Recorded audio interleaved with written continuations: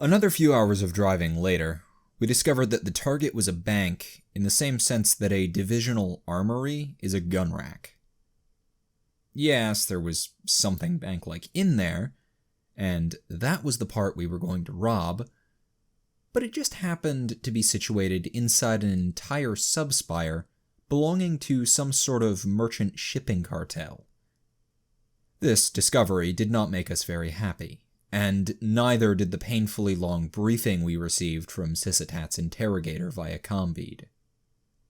A lot of the briefing was just stuff about the cartel, which mostly boiled down to think rogue traders except with less megalomania, more bureaucracy, and deep administratum ties.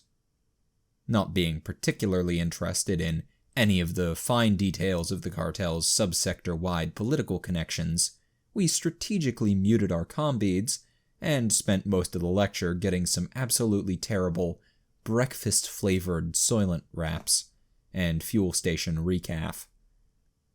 Eventually, possibly when she realized none of us had said anything for over half an hour, the interrogator got to the point, which was that strange, heavily armed men in shitty vans were not typically allowed on the cartel's subspire. Unless, that is, they were a PDF patrol sent to do a sweep for mutants in the subspire's sewers. At first, we were fine with this. We could pretend to be a PDF patrol in our sleep. Literally. The part that spoiled what was left of our appetites was where we were actually expected to go out and perform the sewer patrol. Sarge had suggested that the inherent laziness of PDF troopers would give us enough leeway to just sit around in our van for the whole mission, without blowing our cover. But the interrogator insisted that us fighting ravening mutants while wading through waist-deep waste was a critical part of Sysatat's plan. Unfortunately, for everyone involved, this turned out to be true. We entered the cartel's subspire via its lowest vehicular entrance. Sarge handed the guard in the gatehouse a data slate full of falsified credentials and orders which had been commed to Tink by the Inquisitor. The guard was a bit surprised to see us, but turned up a previously unnoticed request for a PDF sewer sweep when he checked his cogitator, and accepted Sarge's grunt of commandeered as a sufficient explanation for our non-regulation vehicle. He was in the process of standing down his security servitors when he suddenly got all thoughtful and asked for Sarge's name again. Now, our default approach to this sort of thing was to just use our own names, because honestly, why bother? The Imperium's a big place, and it's hard to get more faceless and interchangeable than a Guardsman. The Inquisitor didn't see it that way, though, and had issued us some less stupid names, along with our falsified orders. And thankfully, Sarge actually remembered this.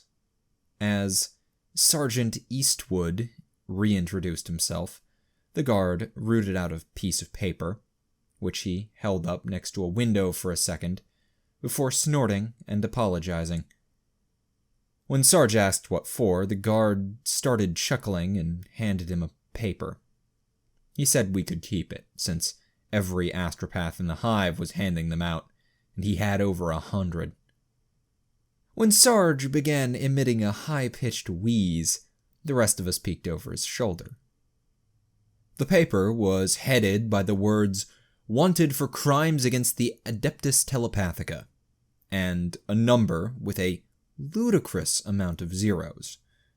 Below the bounty was the most cartoonishly evil caricature of a man ever seen outside of a commissarial pamphlet. It was covered with scars, wearing a sinister military uniform, with a stupidly oversized hat, and, with the possible exception of its grumpy expression, looked absolutely nothing like Rogue Inquisition agent interrogator Greg Sargent. We were still laughing when the guard waved us through the gate.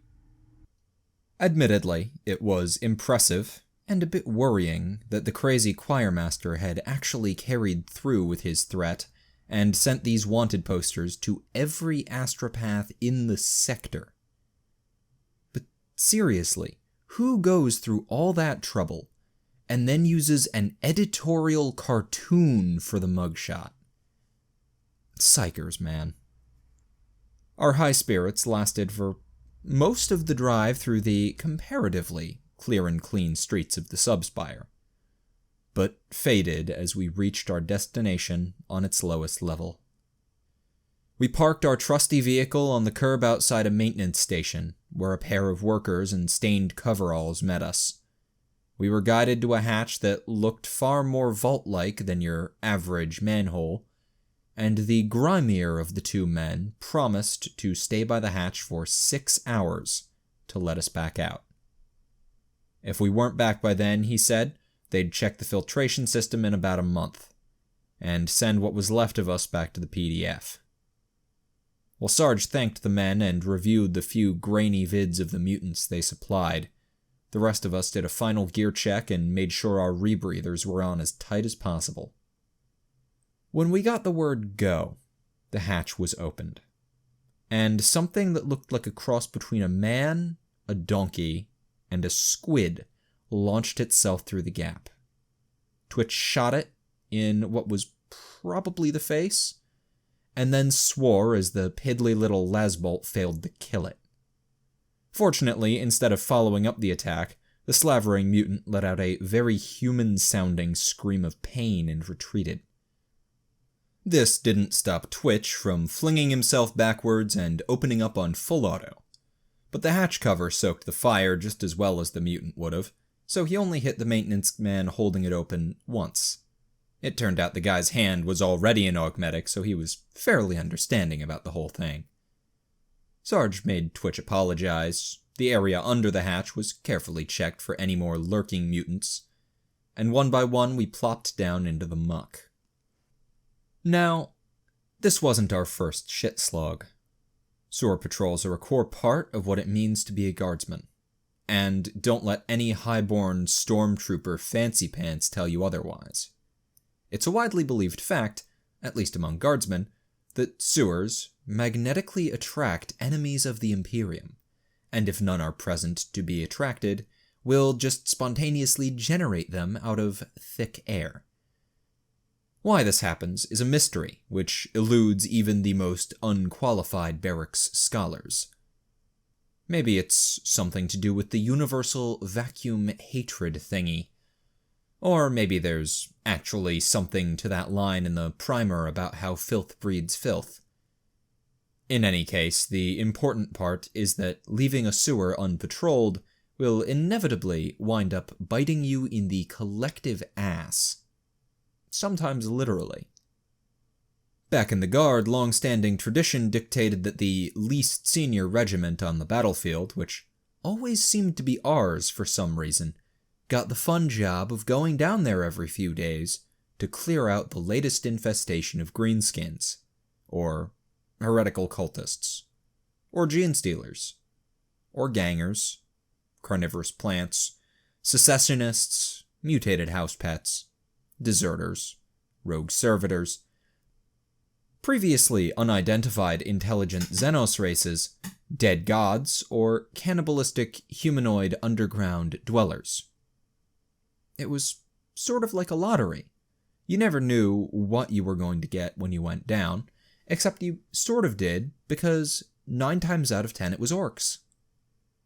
Fortunately, the cartel's sewers were one of the rare orc-free ones, and it turned out that the horrific mutants which did inhabit it were a lot less suicidally aggressive than your average greenskin. Well, at least the humanoid ones were. We did encounter some unusually sized rodents which were, in Twitch's words, suspiciously similar to squigs. Anyway, the majority of the sewer's occupants wanted to get shot about as much as we wanted to get shivved with a piece of sharpened fecal matter, and we quickly came to a mutual understanding with them. This wasn't anything official, mind you. The presence of cartel security monitors meant we couldn't just announce that we were just passing through on a secret inquisitorial mission.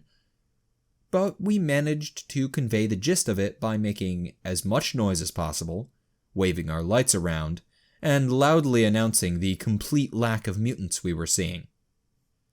So, by the standard of armed patrols through ass-deep, or neck-deep in Nubby's unfortunate case, sewage, it was a fairly pleasant experience.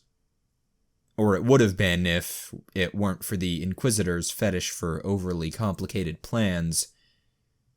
He'd put together this amazingly complex series of carefully timed infiltrations, misdirections, psychic tricks, and cogitator infiltrations, which was supposed to result in them nicking the doohickey without the cartel even finding out they'd been robbed. We were fine with that. It wasn't like we wanted to get into a shooting war with someone who could afford to employ entire goon battalions, and our part was actually fairly simple. All we had to do was sneak into one of the Subspire's auxiliary power stations via the sewers, and do something technical to some sort of feed line thingy. Honestly, we were a little hazy on the fine details, but Tink claimed it was all super simple, which was good enough for the rest of us. The problem was that, for some reason, the Inquisitor didn't trust us to get our part of the job done unsupervised, which is why, instead of just giving us a map and the codes to the security doors, we were being guided through the sewers via combead. By the tech priest. The one who hated us. We bore the constant stream of insults, slanders, and reminders that our sins against the machine god had damned us all to an eternity of torment in the unholy scrapyard of lost souls, or whatever, without complaint. What was harder to ignore, though, was the way our directions seemed to guide us unerringly right through the middle into every single dangerous, disgusting, inconvenient thing in the entire sewer system.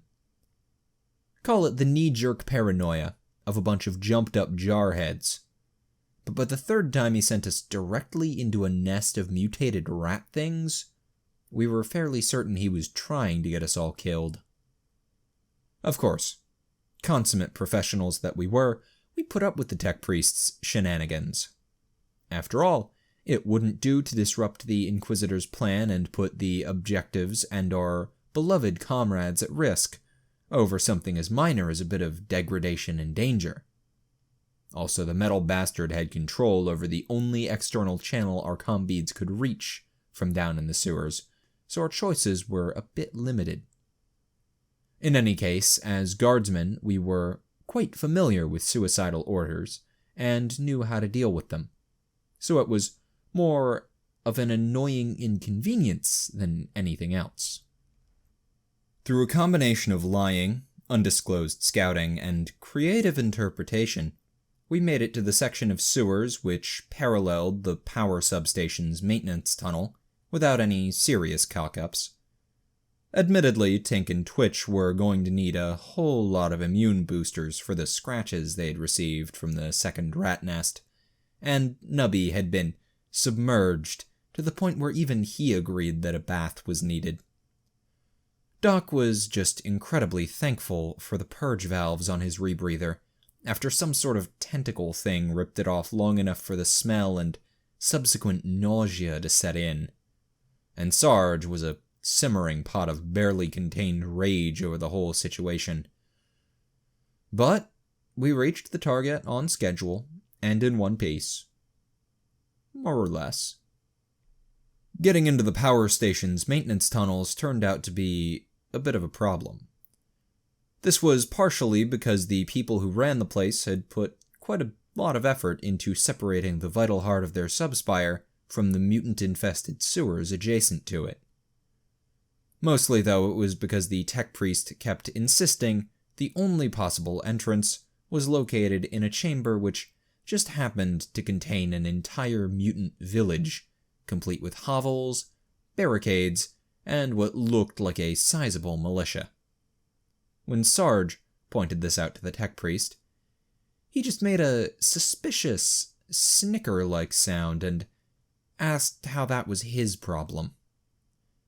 After a brief debate, we decided that there was no way in hell we were going to try fighting our way past 70-ish spear-carrying mutants, and an alternative approach was needed.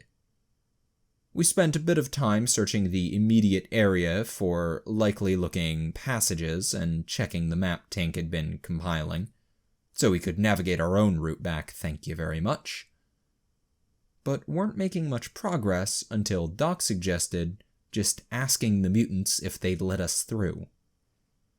The rest of us, especially Twitch, thought this was a bit overly optimistic, but there wasn't any real harm in asking.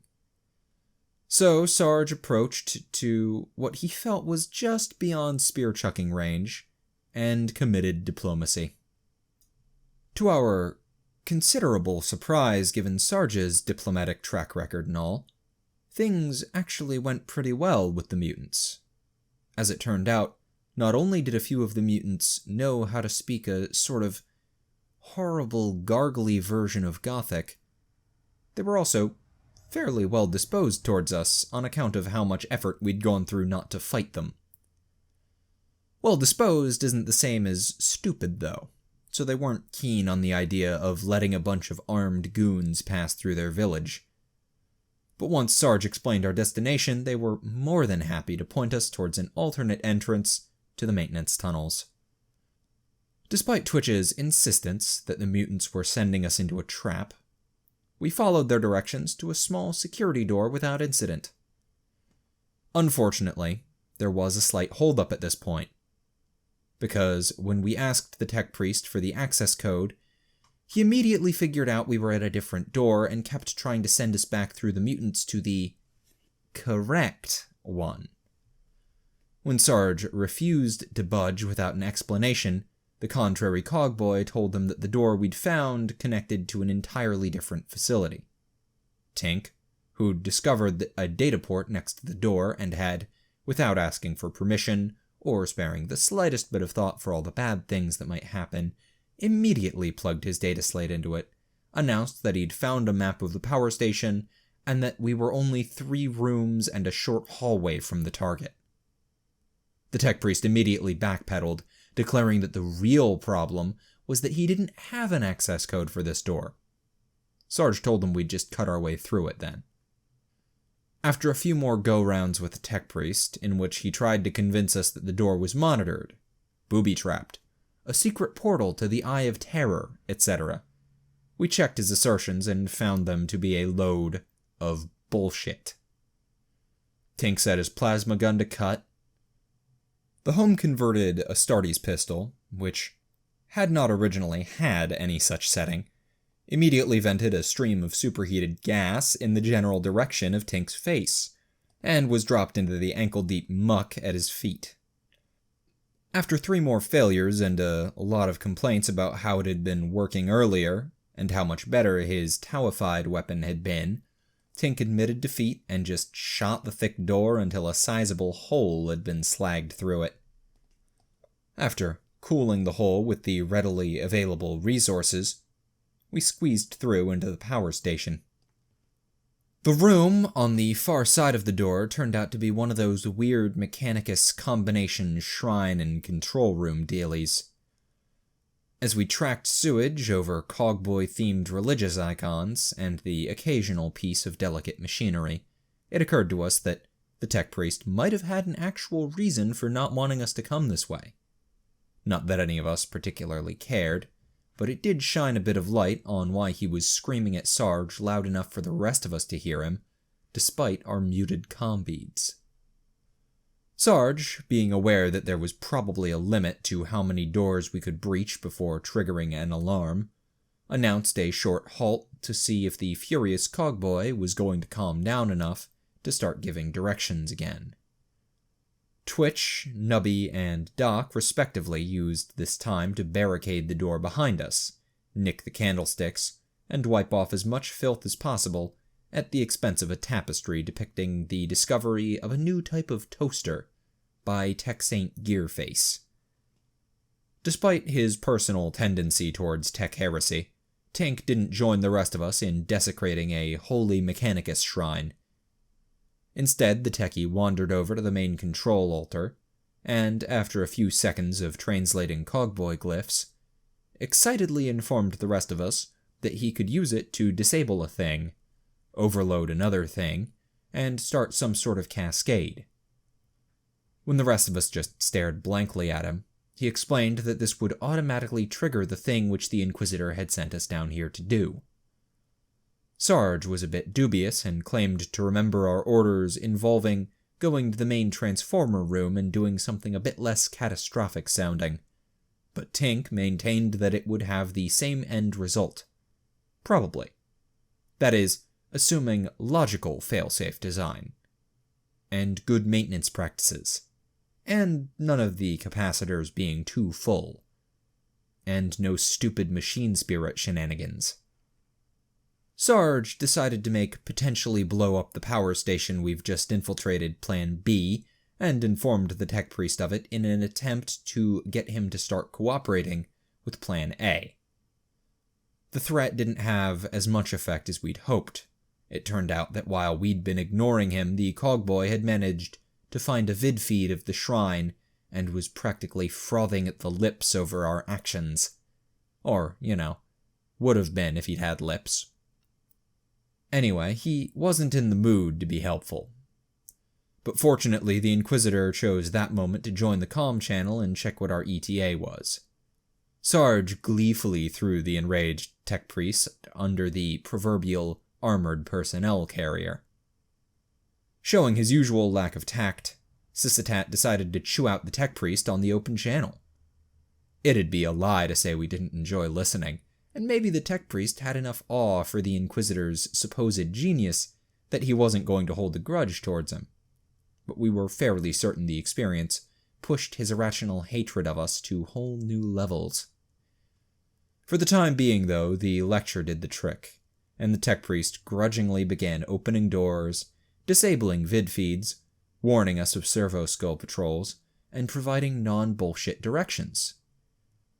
While the route he sent us down was a little less direct than the one Tink's map suggested, there seemed to be actual reasons for the detours this time, so we kept our mouths shut and advanced into the heart of the power station in as professional a manner as possible for 5 men covered head to toe in shit.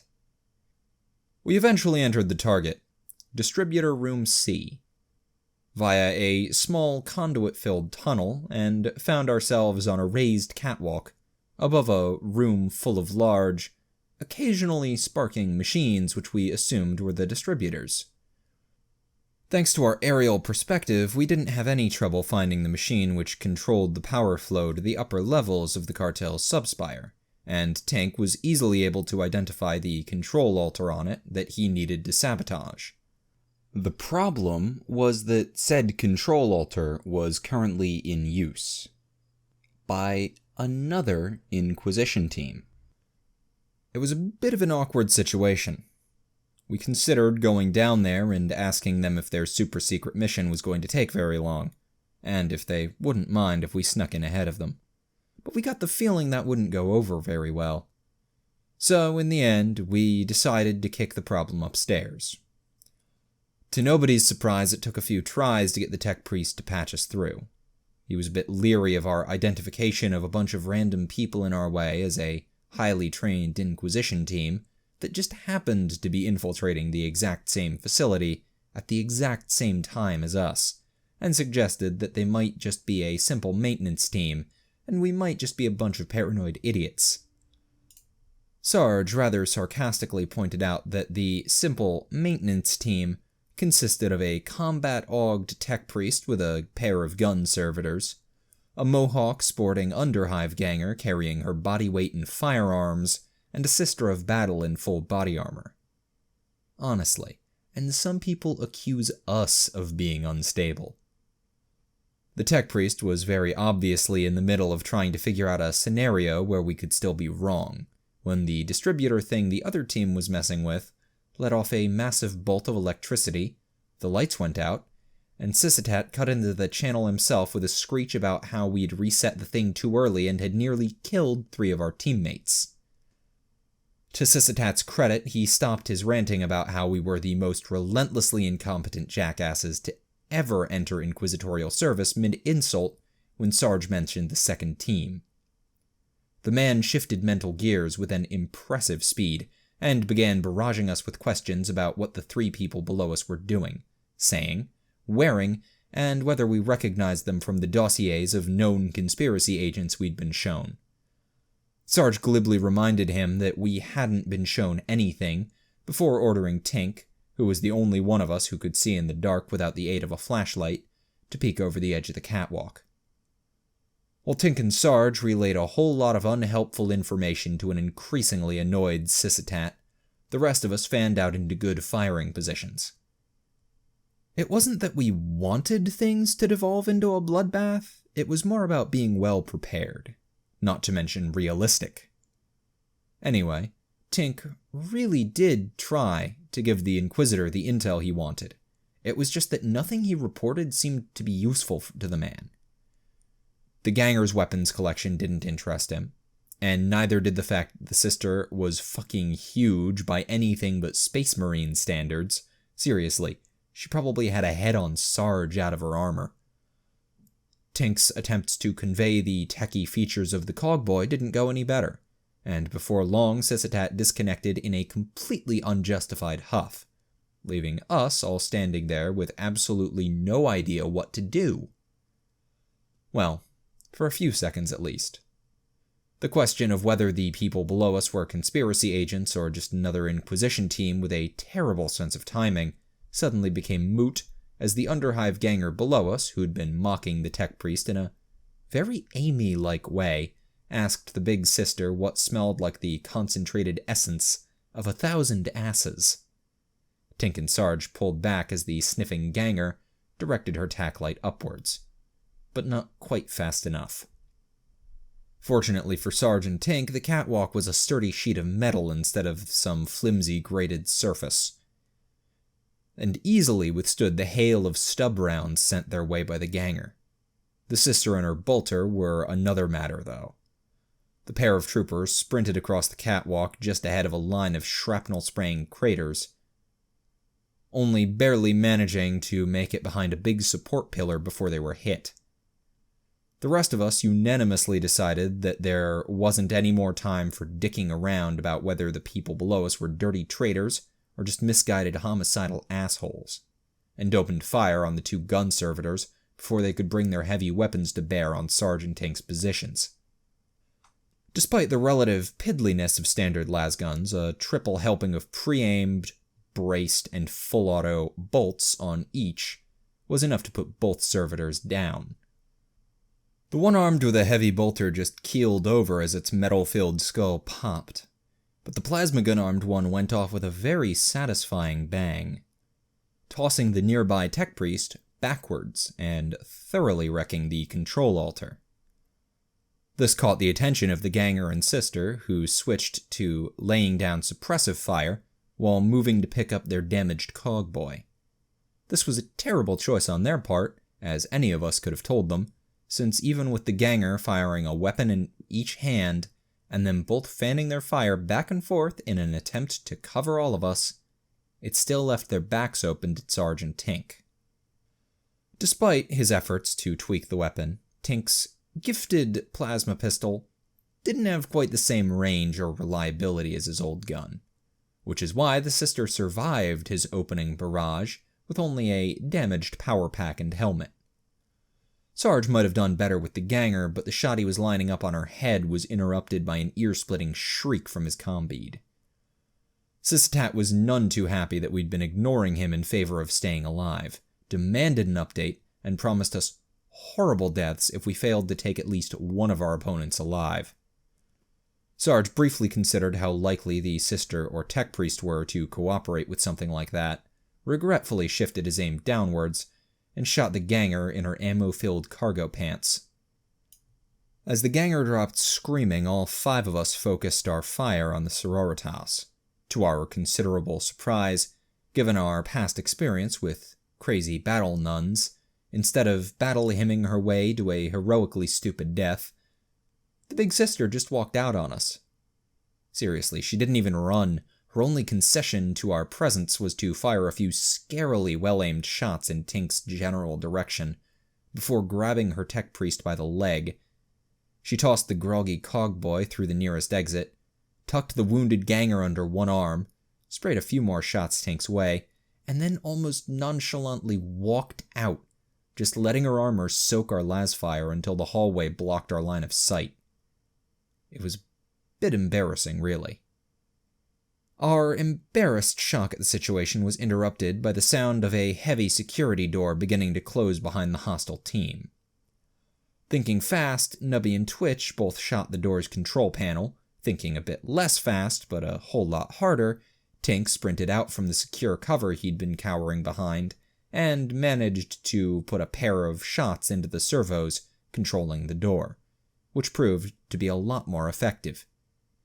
Before the techie could smugly point that out to anyone, though, one end of the bolter-cratered catwalk he'd run out on gave way with a grinding halt. Lacking any better way to get to ground level, the rest of us scrambled down the makeshift ramp after him. Sarge made it to the half-closed door first, and sprang back from it with a curse as a pair of autogun rounds hit him in the helmet and chest plate. Neither round penetrated, fortunately, at least not much, but it was enough to convince him to wait for the rest of us. A few seconds later, Twitch tossed through one of our limited supply of flash grenades, and we scrambled into the hallway, weapons ready, just in time to see a side door slam shut. Sarge swore as the door's control panel emitted a burst of binary and flashed a bright red cog icon, told Tink and Twitch to either unlock it or breach it, and took a second to address the increasingly angry noises coming from his comm-bead. Doc and Nubby snickered as he told the Inquisitor we were handling it, asked him to stop bothering us, and suggested that if he wanted us to stand even the slightest chance of catching the other team, much less capturing one of them alive, to have our useless-ass tech priest undo whatever theirs had done to the door. The Inquisitor didn't enjoy being told to cram a sock in it, but after a few seconds of yelling, the door sprang open. This surprised the hell out of Twitch and Tink, who dove into cover on the far side a split second ahead of a hail of bolts, autogun rounds, and bright blue lasfire. If you haven't ever had to advance cover to cover under fire, rest assured that it isn't a fun experience. The one upside was that the other team was probably having just as miserable a time trying to escape us as we took shots at their backs. Fortunately for both us and them, the hallway was littered with inexplicably convenient cover in the form of pipes, conduits, and doorways. Chasing the probably traitors proved remarkably difficult. The ganger, who was now limping along instead of being carried, poured out a steady stream of stubber fire, then autogun, then hand cannon rounds in a poorly aimed barrage. The tall sororitas calmly walked backwards down the hallway at a leisurely pace, dedicating the entirety of her fire to whichever cover Tink had chosen. The techie still managed to get a few shots off with his modified plasma pistol, but none of them scored more than a glancing hit, and after a particularly near-miss sprayed shrapnel across his neck and shoulders, he decided that not dying took priority over potshots. The rest of us poured quite a bit of fire into the sister's power armor, while she walked between cover. But it proved frustratingly ineffective.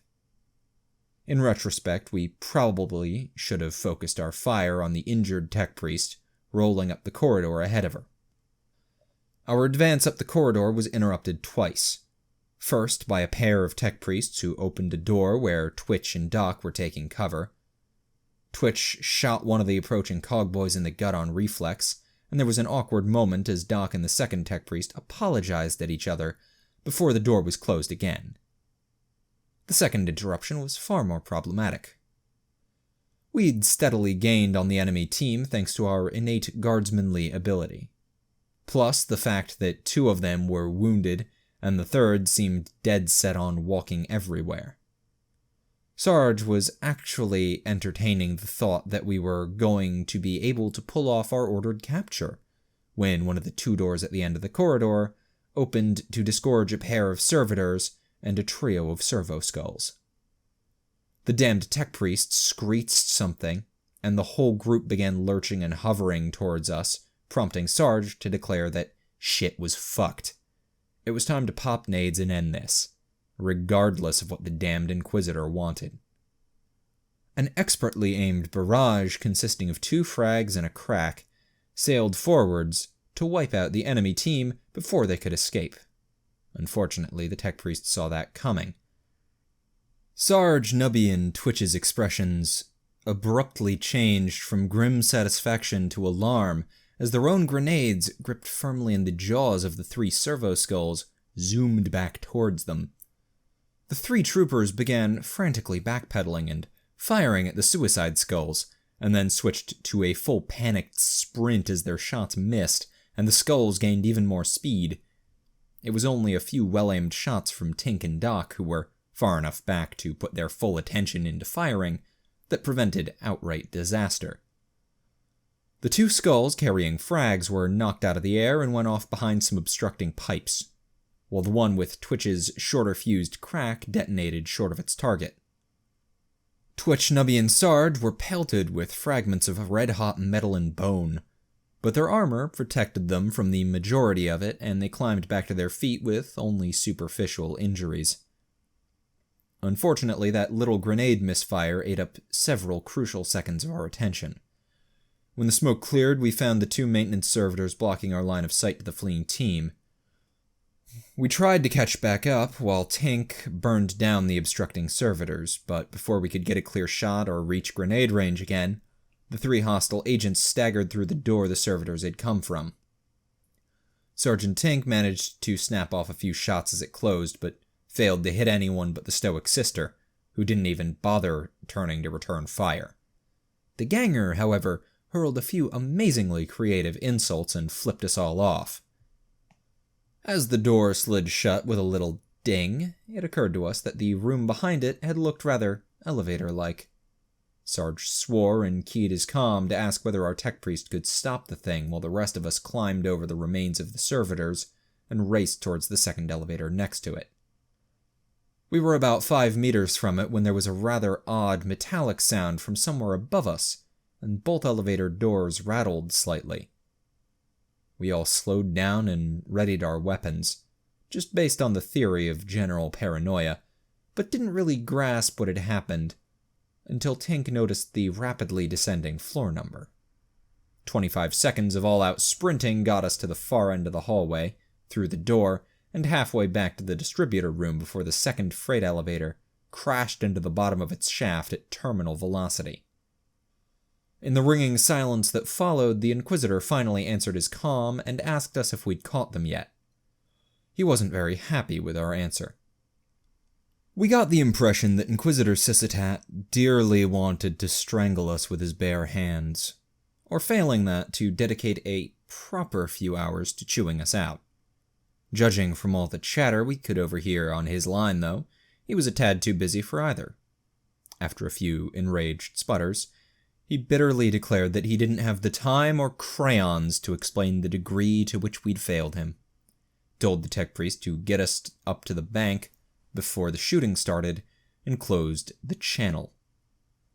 As the cogboy rather smugly directed us down a side corridor, we overheard the Inquisitor telling the rest of the team that the idiots have done it again, and to enact Contingency Plan Theta 7 or something. We made a few choice remarks of our own, but didn't bother transmitting them. We sprinted through the maintenance tunnels, hurrying to join our comrades up in the bank and regain our lost honor on the field of battle. Well, at least we started to. But then we got to the stairs and realized that we were currently on level -57, and our destination was on level 184. How either the Inquisitor or the tech priest expected us to not only climb over 200 flights in less than 30 minutes, wearing full armor and rebreathers no less, and then go directly into combat? we took one look at those stairs and unanimously decided to go back to the van and just find a better way into the bank from the outside. The tech priest wasn't happy with our unilateral decision, or what we told him to do with his directions, and loudly declared that he had more important things to do than guide us back through the sewers. Sarge told him that suited us just fine, and suggested he go do those better things. The Inquisitor was called in to yell at us, but things were evidently getting hectic upstairs, because he just told the tech priest not to waste time wrestling with pigs, whatever that meant. And both of them finally stopped bothering us. As we retraced our path through the Subspire's maintenance tunnels, completely ignoring stealth this time and just preemptively shooting any servo-skull patrols we saw, Twitch put forward the question of setting up distractions. After all, we'd be going right through that fancy control shrine place, right?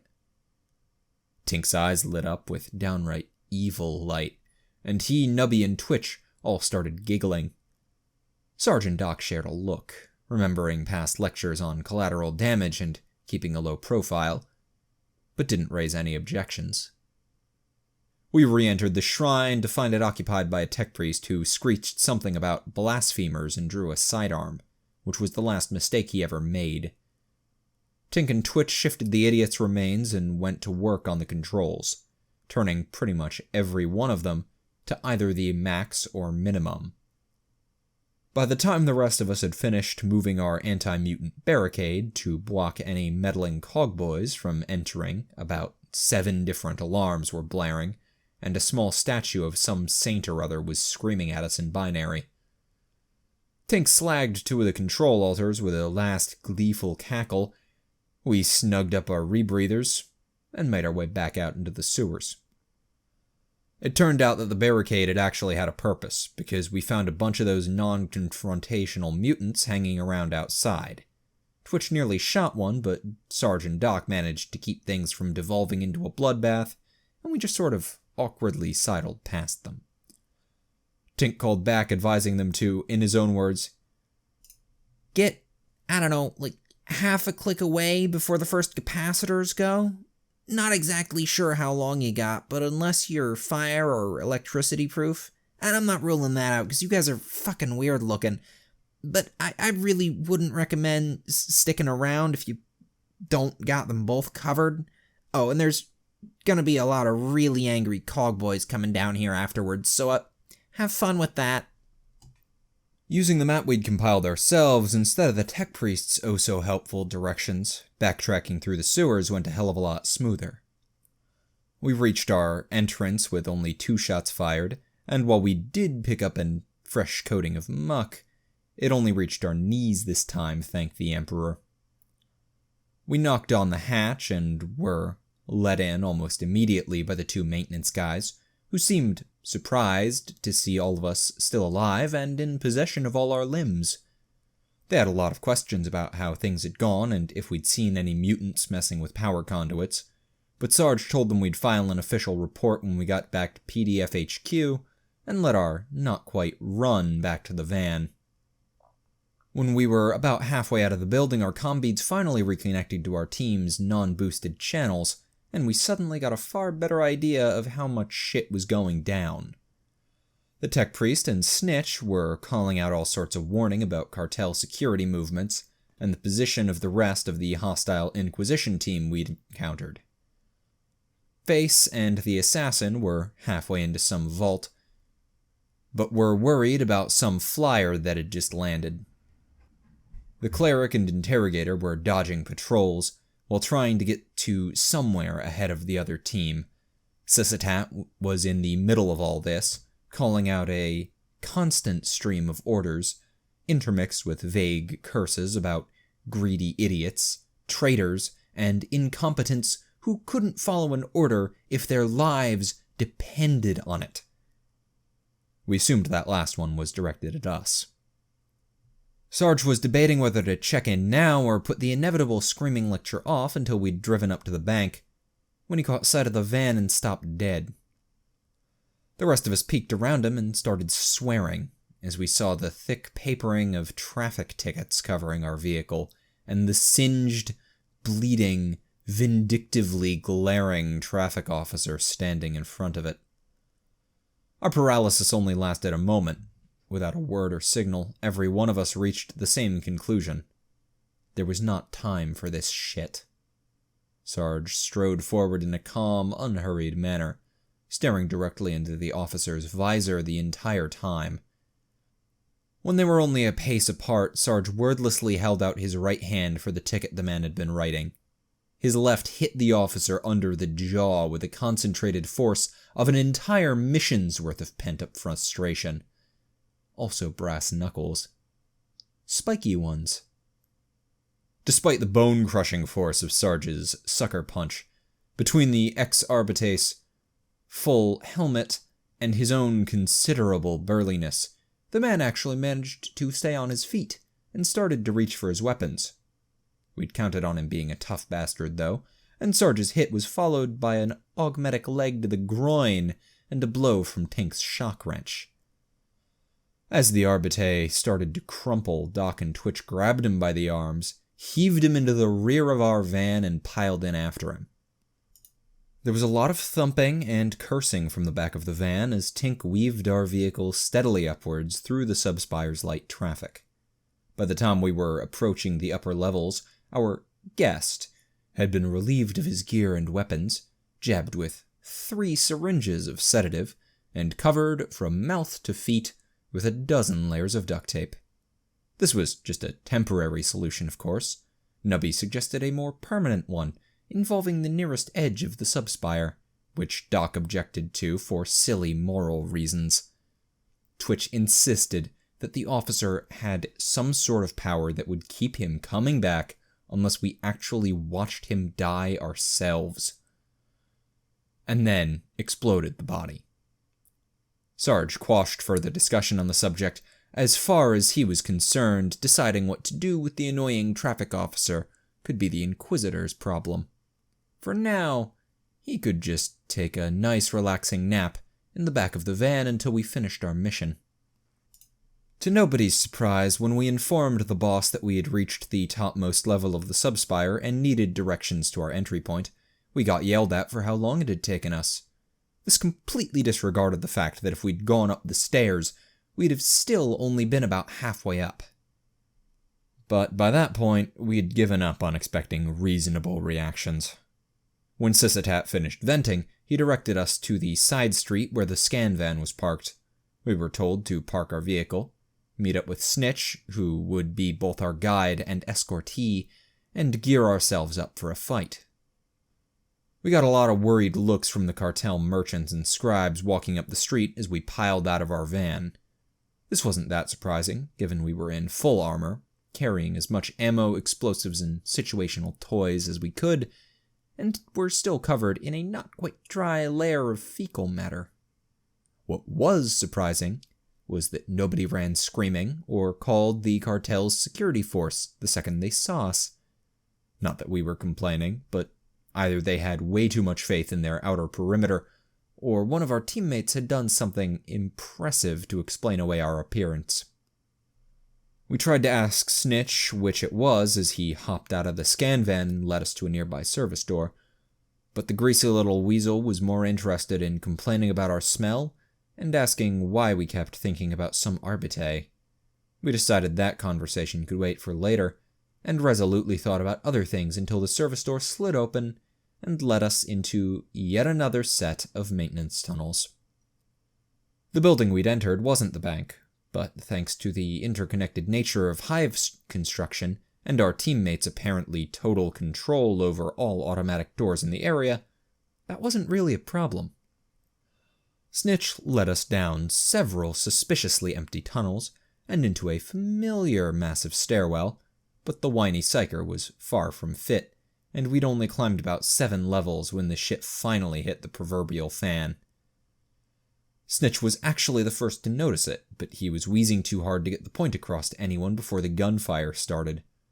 From the sound of things, several well-armed people were having a heated argument with the local security a few levels above us, and since none of our teammates were screaming, the smart money was on it being the enemy Inquisition team. Not wanting to waste time waiting for orders, Sarge immediately tossed the psyker over his shoulder, and we sprinted up the next 8 levels. Actually, we went up 10 because Snitch was a bit slow about telling us when to stop, but we still got there faster than we would have if he'd still been leading us. The door opened for us a little more slowly than the others had, and we found ourselves in a velvet-carpeted hallway full of confused and worried scribes. In his best authoritative bellow, Sarge told the cartel scribes to return to their offices and disregard the sounds of combat which seemed to be coming from roughly 3 hallways over. Nobody needed to call security, because that's obviously what we were. The scribes seemed hesitant at first, but a wave of calming mental energy radiated from Snitch, and they cleared the way for us. We congratulated the psyker on actually doing something useful for once, but didn't put him down as we started moving down the hall in combat formation. As we advanced, Sysitat finally got his shit together and ordered us to ignore the battle, duh, avoid engaging any cartel security forces, also duh, and to meet up with and assist the interrogator. At his directions, we jogged down 2 halls and around a corner until we found ourselves in a window-lined hallway running the bank's entire south side. We kept our weapons ready, but thanks to advanced warning from the Inquisitor and Snitch, managed to dodge into side rooms to avoid 2 groups of security troopers heading towards the battle. Once again, a few scribes saw us, but even covered in dried shit and carrying a psyker over one's shoulder, Sarge's aura was enough to convince them that we were the authorities, and everything was under control. Back when the shooting had first started, the interrogator had found herself being very politely, but firmly escorted out of the gallery she'd been supposedly touring, and into a shielded conference room. Her cover was still intact, of course, but her unwanted protective detail refused to release her or budge without orders from the very distracted security chief, leaving her somewhat trapped. She was sipping the rather decent tea that had been fetched for her, and debating whether there was any way she could kill all 5 of her guards before one shot her, when there was a knock at the conference room's heavy wooden door. One of the guards flanking the door asked the other who it could be, and reached for the door's handle. Then it hit him. Sarge's charge blew the door right off its hinges, flattening the first guard under both it and Sarge's own considerable bulk. The second guard, who'd been standing on the other side of the door, was still staring in disbelief when Tink stepped through the opening and whapped him in the stomach with his electrified wrench. The third guard was on the far left side of the room and started to raise his autogun, only to drop it as Twitch's not quite expertly thrown knife hit him in the eye handle first. The fourth guard, who'd been in the process of pouring the interrogator another cup of tea, flinched backwards with a choked shout as the scalding liquid he just poured was hurled back into his face. This all just left the final guard standing about a meter behind the interrogator. The cartel security trooper, operating on automatic, brought his autogun to his shoulder and clicked off the safety. He began to draw a bead on Tink, who, lacking any real cover, dove for the ground in a spineless attempt to put the interrogator between himself and the imminent gunfire, while Twitch simultaneously started to draw his laser pistol. Seeing that the demolitions trooper was going to be too slow, the interrogator whistled a command at her rhinestone and pink bow-covered cybermastiff, and then screamed as something flew over her head. There was a ringing silence, broken only by the groans and whimpers of the disabled guards. The interrogator rather shakily climbed to her feet, scanning the area for the jeweled comb that had been yanked from her hair. She paused at the sight of the half-crushed guard behind her, and then turned to glare at Sarge. Who throws a door? Honestly. So the breach and clear went fairly smoothly, especially considering that, due to Snitch's snitching, we were forced to do it without starting a gunfight with security and getting us in the exact same mess those other idiots are in. By the Emperor, how do you even manage to breathe unassisted? While we'd been at it, Doc and Snitch successfully kept several scribes and a curious janitor from getting close enough to make out anything but a few muffled thumps. Nubby, who was performing the same duty at the other end of the hallway, had a bit more trouble when a pair of servant types tried to get past him with a snack trolley for their guest. The servants got a bit fussy when Nubby told them to bugger off, but leave the snacks, especially when he started eating the hideously expensive dainties in front of them. Fortunately, before they got around to actually carrying out their threat to call the head of security, the interrogator and Snitch came over and were able to convince them that all was well. The rest of us grabbed a few bites for ourselves as we passed, because, hey, free snacks, man. The interrogator led us at a brisk run to a maintenance closet, which turned out to be occupied by the cleric, who'd gotten a bad electrical burn from somewhere and seemed to be grumpy with us for some unspecified reason. Doc helped him with his burn while the interrogator seized the bag of gear he'd been carrying and locked herself in the closet. We loitered around, watching the perimeter and trying to gauge how the other team's gunfight was going, and in a disturbingly short amount of time, the interrogator re-emerged in full combat gear, though her cybermastiff still had its bows on. Without a word of explanation, she signaled us to follow, and we broke into a run towards the western edge of the bank. Based on the sound of things, we were trying to beat the other team to whatever the hell the objective was. Once again, nobody was telling us anything.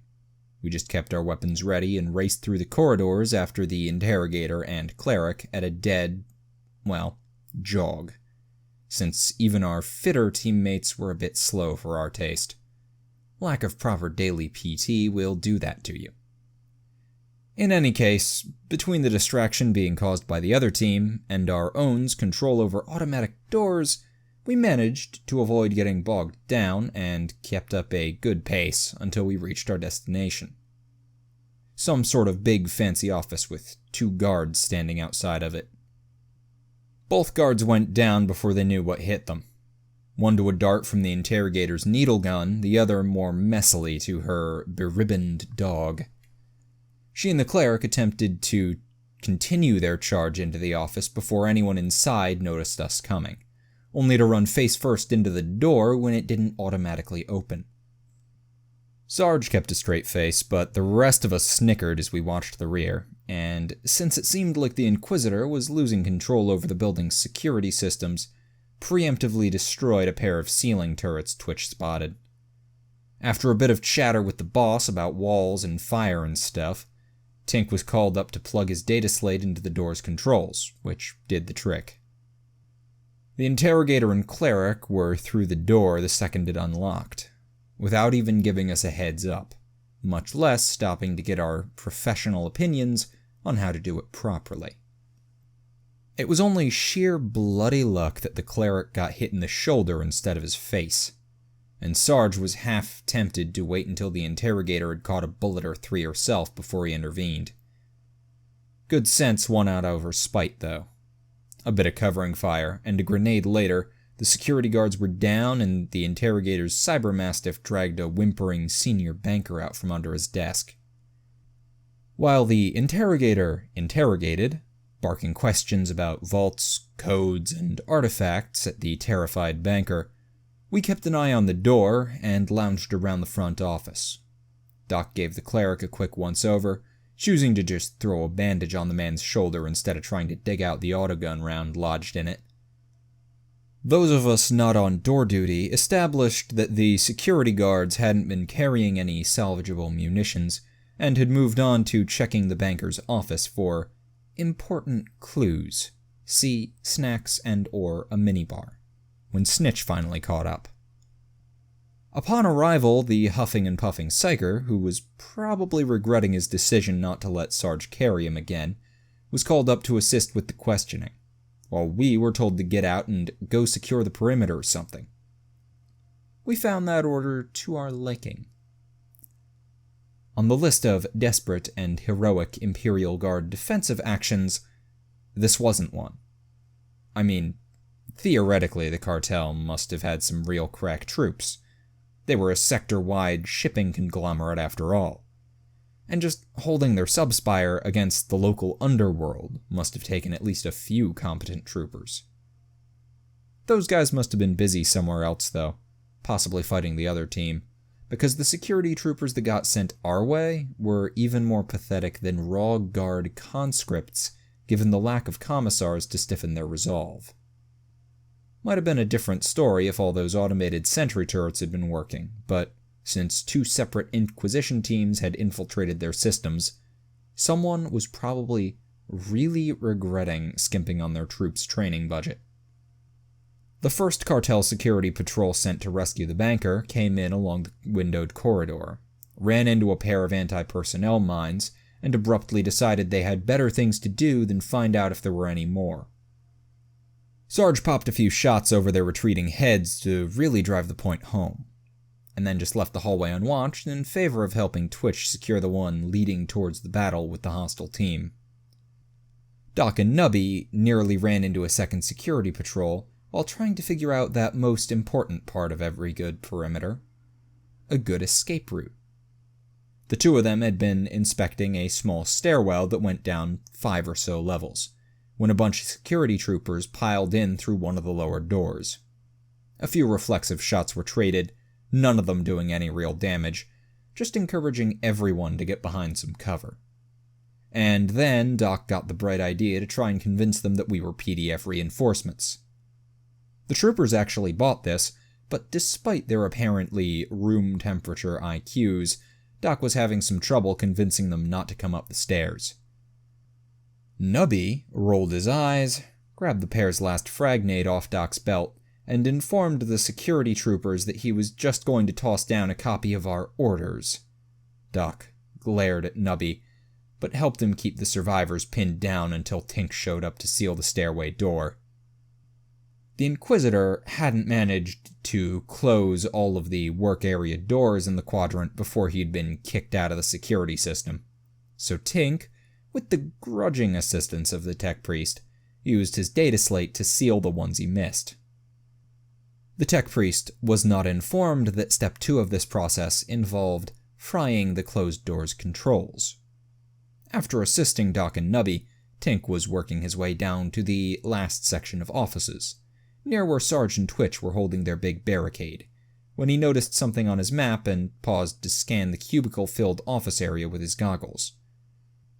He calmed Sarge and asked, just hypothetically, if it'd be worth knocking down a few flimsy walls to give the hostile team a little surprise right as they reached their destination. It was really just too good an opportunity to pass up. A few minutes later, during which the big barricade was finished and a rather dubious escape route was planned out, all of us were gathered in a cubicle a few meters away from the door, leading to the other team's supposedly secure left flank. Twitch had just put the finishing touches on a nice fat satchel charge that would be our opener. When the Inquisitor calmed us and demanded he and Tink immediately return to the banker's office, Sarge asked if it could wait, since we were about to sort out the whole hostile Inquisition team trying to beat us to the objective problem. What we expected was grudging acceptance and a bit of yelling about not informing of our plans. What we got was an enraged scream of an order to pull back immediately.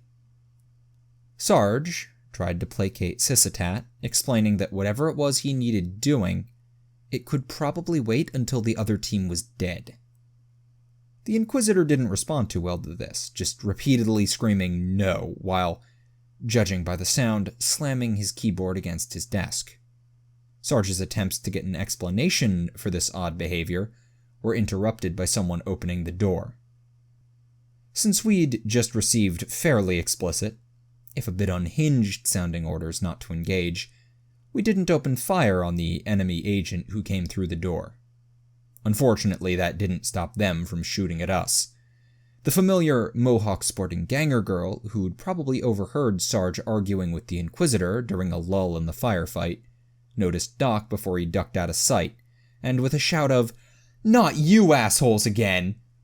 opened up with her heavy stubber. Fight not being an allowed option, we settled for flight. The fiberboard and fabric walls didn't do much to stop the ganger's stub rounds, but they did at least break her line of sight. So after the first burst, which left 2 rounds embedded in Doc's backplate, and Twitch with a bleeding arm, she was pretty much just spraying the room at random. We kept low, trying to keep as many desks, cogitators, and scribes as possible between us and her while we worked back towards where we'd cut our way in. Nubby, who was valiantly leading the retreat, had just reached the exit when the ganger abruptly stopped firing and shouted, "But it's the guys who shot me in the ass!" at someone out in the hallway, who replied with an almost Sarge-like bellow of, "They're on our side, you idiot!" Doc, in what definitely wasn't his smartest moment, peeked over a cubicle and asked, "We are?" But the ganger was too busy staring incredulously at the man out in the hallway to shoot him. Twitch told him it was obviously a trick and to get back down, while Tink and Nubby just shrugged at each other. Sarge sighed and silently cursed all Inquisitors, as Sysitat, who disconnected his comm channel when the shooting started, came back online to tell us that the other team was no longer considered hostile, and we were all to pull back to the banker's office before any more idiocy occurred. On the bright side, at least this time we'd figured it out before exploding half of the other team. So, progress. Honestly, at this point, we just gave up trying to understand the overall strategic situation.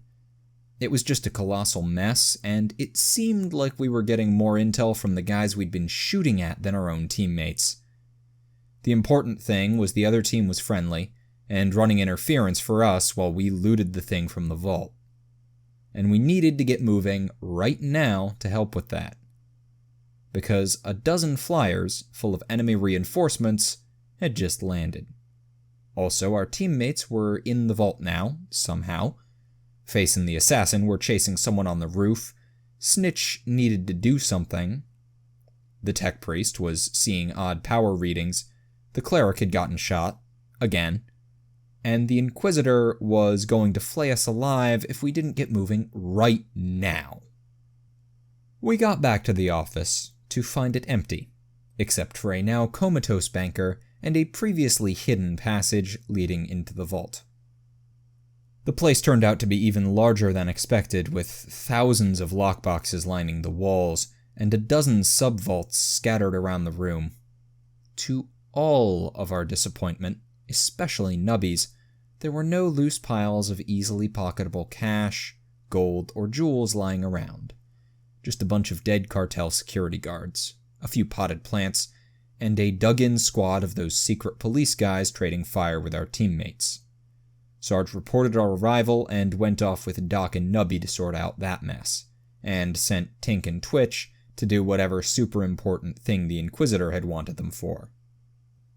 At Sysitat's order, Twitch and Tink followed the interrogator from cover to cover across the room to one of the sub-vaults, where Snitch had his forehead pressed against the door and was starting to glow. The 2 guardsmen, who had had far more experience in the perils of warp use than anyone wants, abruptly decided there was too much incoming fire for them to push forwards yet. They watched in smug satisfaction when, after all of 3 seconds, Snitch started convulsing and the interrogator fell to her knees, clutching her head and screaming, while her dog lunged and snapped at invisible enemies. Twitch asked Tink whether they should shoot the psyker if his fit lasted more than a minute, but fortunately the warp ghosts or whatever dissipated before they reached a decision. To our considerable surprise, Tink and Twitch weren't ordered to open the vault and collect whatever weird shit was in it. After Snitch and the interrogator had recovered enough to report their findings, Sysitat told the 2 troopers to destroy the vault's contents and ordered the entire team to prepare to pull out the second the charges were set. These wonderful orders were slightly marred by the way he went on to try and explain the best way to do said demolition to us, but he eventually accepted that Tink and Twitch did indeed know how to melt a hole and stick a bomb in it. 3 minutes, 2 plasma power packs, and a very delicate insertion of a high explosive charge through a still glowing hole later, the bomb was set. Sarge reluctantly used his last grenade to take care of the one secret police agent who just kept refusing to die, picked up Snitch, and led the withdrawal. Our group paused in the banker's office, waited while Sissatat yelled at various other people, and then started a countdown to Phase 19. He'd only reached 11 when the entire building shook, the lights flickered, and then every cogitator, appliance, and lighting fixture in the bank exploded. Over the next few seconds, we realized 3 things. Firstly, our long-range comms were down, cutting us off from the Inquisitor and most of the rest of the team.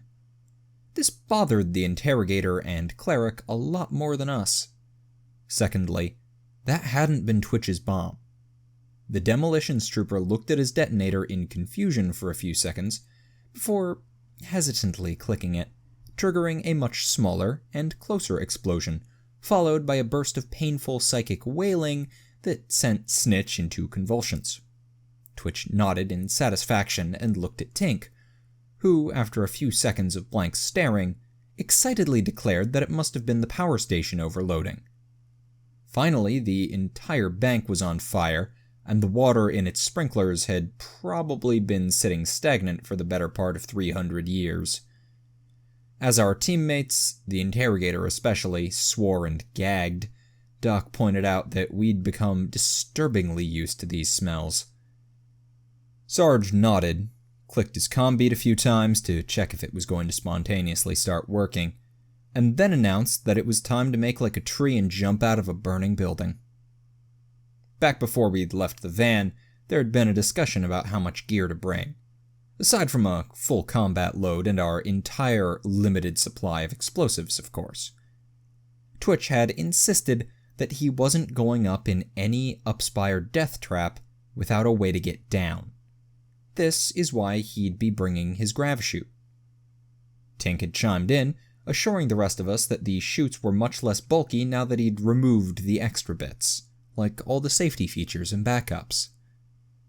The two of them had been pretty smug when, after verifying there weren't any less insane options, Doc and Nubby had proposed just jumping out the window as a possible escape route.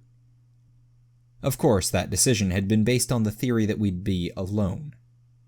But Tink said he was almost positive the chutes could take a little extra weight.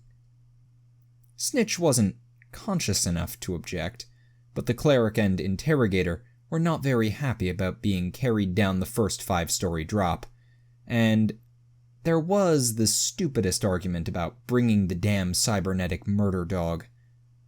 Complaints aside, though, everyone got down to the adjacent roof just fine. Even Doc, who had to do it on only one grav coil on account of the stub round lodged in his left one. From that landing, it was just a short run to the next jump with decent cover the whole way. Not that any of the cartel security forces seemed interested in taking shots at us. They were a little bit preoccupied with fleeing the bank, as well as several other nearby buildings that must have been hooked up to that power station too. Even the secret police flyers were taking off, possibly because the bank seemed to be listing slightly to the left now. 2 more drops got us to where we could see the alley that we'd parked the vans in. It was Nubby who got to the edge first. The little trooper peeked over, and after a pause asked Tink whether our vehicle had been hooked up to that power grid thingy. Tink said no, and Nubby suggested it must be on fire for a completely unrelated reason then. We all ran over to verify that yes, our untrusty steed was on fire. Everyone simultaneously looked at Twitch, who muttered something about anti-theft measures. After a few seconds of pondering this and the fire below, Doc raised the question of who in their right mind would try to steal such a shitty van, and then trailed off. There was an ugly, congealing silence broken only by our teammates asking what was going on, and an increasingly loud thumping from the flaming van. We watched in horror as the van's rear door broke open with a bang, and a tall figure stepped out of the flames. Burning scraps of duct tape dropping off blackened armor like thematically appropriate snowflakes. Twitch informed everyone present that he'd told us so. We wanted to just shoot the guy. We really, really wanted to. If Amy had been there to guarantee us a kill shot, we might have gone for it. As it stood, though, it was just too much of a stupid risk to be worth it. It wasn't that we were in hostile territory, cut off from our superior and half of our teammates, and watching our escape vehicle burn to the ground in front of us. Or at least not just that. As the traffic officer stepped out of the van, he waved a badge we hadn't seen before in the air. Several specks circling in the smoke above the subspire descended and resolved into an entire platoon of jet bike riding Arbites, who, despite the fact that he was wearing a traffic cop's uniform, began following the man's bellowing orders to lock down the entire street. At the back of the alley, the scan van started to pull out, only to stop and return to its spot as two jet bikes blocked the exit. After a few seconds, the tech priest got out, shot a glare in our direction, and disappeared through a small maintenance hatch before the Arbites could start rounding up pedestrians. Escaping from the subspire proved to be more embarrassing than anything else. The initial debate over what to do had involved a lot of totally unjustified criticisms from the interrogator and cleric, and possibly a few harmless threats of roof throwing from some of us. But before things escalated, Snitch woke up and announced Face was calling him. The Psyker and Assassin turned up in their little flyers, and while they didn't have nearly enough room to fit us all, at least they got our teammates out of our hair. The flyers also had long-range comms, which put us back in contact with Sysitat, who was very busy with other things and wanted us to hold position for 6 to 14 hours. Sarge told him and the rest of the team where to shove it, and announced our intention to get out on foot. The Inquisitor had objected, of course, as had his toadies, insisting that there was no way we'd get past any of the security checkpoints. Sarge's suggestion that we join up with the tech priest hadn't worked, since the cogboy wasn't in comm contact, and we were told that any attempt to grav shoot off the subspire would get us shot down by cartel security flyers. There was a bit more arguing, and then Doc raised the question of how the other team had extracted.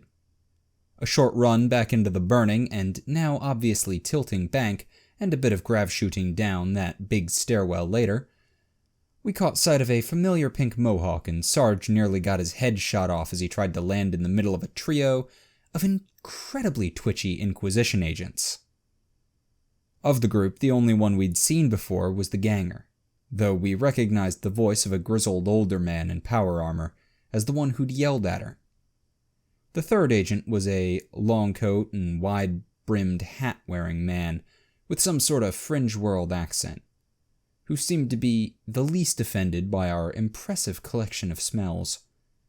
They gave us some very dubious looks when we asked about catching a ride, and the ganger made a few pointed comments about people who shot other people in the ass expecting favors. Sarge, who'd entirely run out of fucks to give, told her to shut up and look on the bright side, since he'd been originally aiming for her head before Sysitat decided he wanted a prisoner. This won a laugh from the fringe worlder and caught the attention of the armored man, who demanded to know if Sysitat was really commanding the operation in person. Sarge tried to go poker-faced, but relented when Nubby cheerfully informed them that Inquisitor Asshat was setting up an orbit on his comfy spaceship, As Tink and Twitch chimed in with their own opinions of our commanding officer and teammates, Sarge saluted the ghost of operational security. Doc assured him it was probably for the best. We spent most of the uneventful hike out through the maintenance tunnels, talking with our new friends. Sadly, the old armored guy, who turned out to be yet another interrogator, wasn't that talkative. And the limping ganger mostly just swore and glared at us, even after grudgingly accepting some drugs from Doc. The fringe worlder, on the other hand, seemed happy to tell us as much as his boss would let him. And the following 2 hours, he painted us quite a picture. Admittedly, it was conveyed in a nigh incomprehensible drawling accent, interspersed with far too many quaint sayings about his grandpappy's old groks. But it was still more than we'd gotten from our own team. The gist of it was that everything was a complete clusterfuck. Basically, when the conspiracy had made their move on Oak, they'd stolen several eldritch artifacts from one of his little facilities. The artifacts had been taken to the conspiracy's base here on Harlock's Wager, which we knew about because one of Oak's allies had followed their ship. Unfortunately, instead of waiting for backup like a sane person, the Inquisitor had gone in guns blazing, which is why this was our problem now. To the guy's credit, though, it was why the planet's third moon had a shiny new metal-rich asteroid built around it, instead of a top-secret orbital facility, and only one traitorous Inquisitor in the system, instead of 4. Unfortunately, that last traitorous Inquisitor had proved to be a bit of a problem. According to the Fringe Worlder, she was just a junior member of the conspiracy, who'd actually arrived in system after the attack had already started. But she turned out to be a powerful sorceress with a pet demon host, which she'd sicked on the Inquisitor's vessel while he was busy. The end result was our guy being trapped on a hostile planet, desperately trying to hide the artifacts and get word out before he was torn apart by an enraged demon host. He was only moderately successful. Where the Fringe Worlder and his teammates came into this was about a week later. When one of these messages reached their Inquisitor, counting ours, this made him the 7th one involved in this mess. Now, according to our narrator, his Inquisitor wasn't actually one of Oak's allies. In fact, he apparently held a pretty deep grudge against the man and everyone associated with him on account of how one of Oak's little training missions had stumbled into the middle of a decade-long investigation of his and blown the entire thing out of the water. We checked, it wasn't us. Despite not liking Oak and not having ever heard of the conspiracy before either, whatever had been in that message had been enough to get this Fringe Worlder's boss on board. So this new Inquisitor and his team had touched down about a week ahead of us to find this first guy dead, and the sorceress tearing the entire hive world apart in a desperate search for the artifacts. From there, it had been a sort of competitive scavenger hunt, with the Fringe Worlder's team having the advantage of a big dead drop full of clues and directions, while the sorceress had the aid of the entire planetary government. Well, partial aid. It had been our now-dead conspiracy bosses who'd had the planet under their thumbs, and a lot of that power had died with them. The sorceress was apparently some sort of master manipulator, though, and she was steadily regaining control. In any case, the team had snagged one artifact with no problems, had been beat to another by the sorceress, and had been in the process of claiming the third artifact from the cartel when everything hit the fan. Interestingly, nobody present, aside from the ganger, held us to blame for the deal with the cartel going south. They'd already been prepping, in case that notoriously mercenary institution turned on them, hence their sabotage team in the basement and all the heavy weapons they'd brought to the bank. But the handoff had actually been going smoothly right up to the point where the sorceress had landed on the roof. A short chat between her and the cartel's planetary executive officer later, security was trying very unsuccessfully to kill them. At this point, we had to supply some of our own details, explaining that our team had actually been trying to beat them to the prize, and all the confusion with us misidentifying them. The Fringe Worlder reciprocated with the story of how their Inquisitor had nearly run into facing our assassin while all of them tried, and failed, to kill the sorceress before she escaped in the PEO's armored flyer. The rest we all pretty much knew.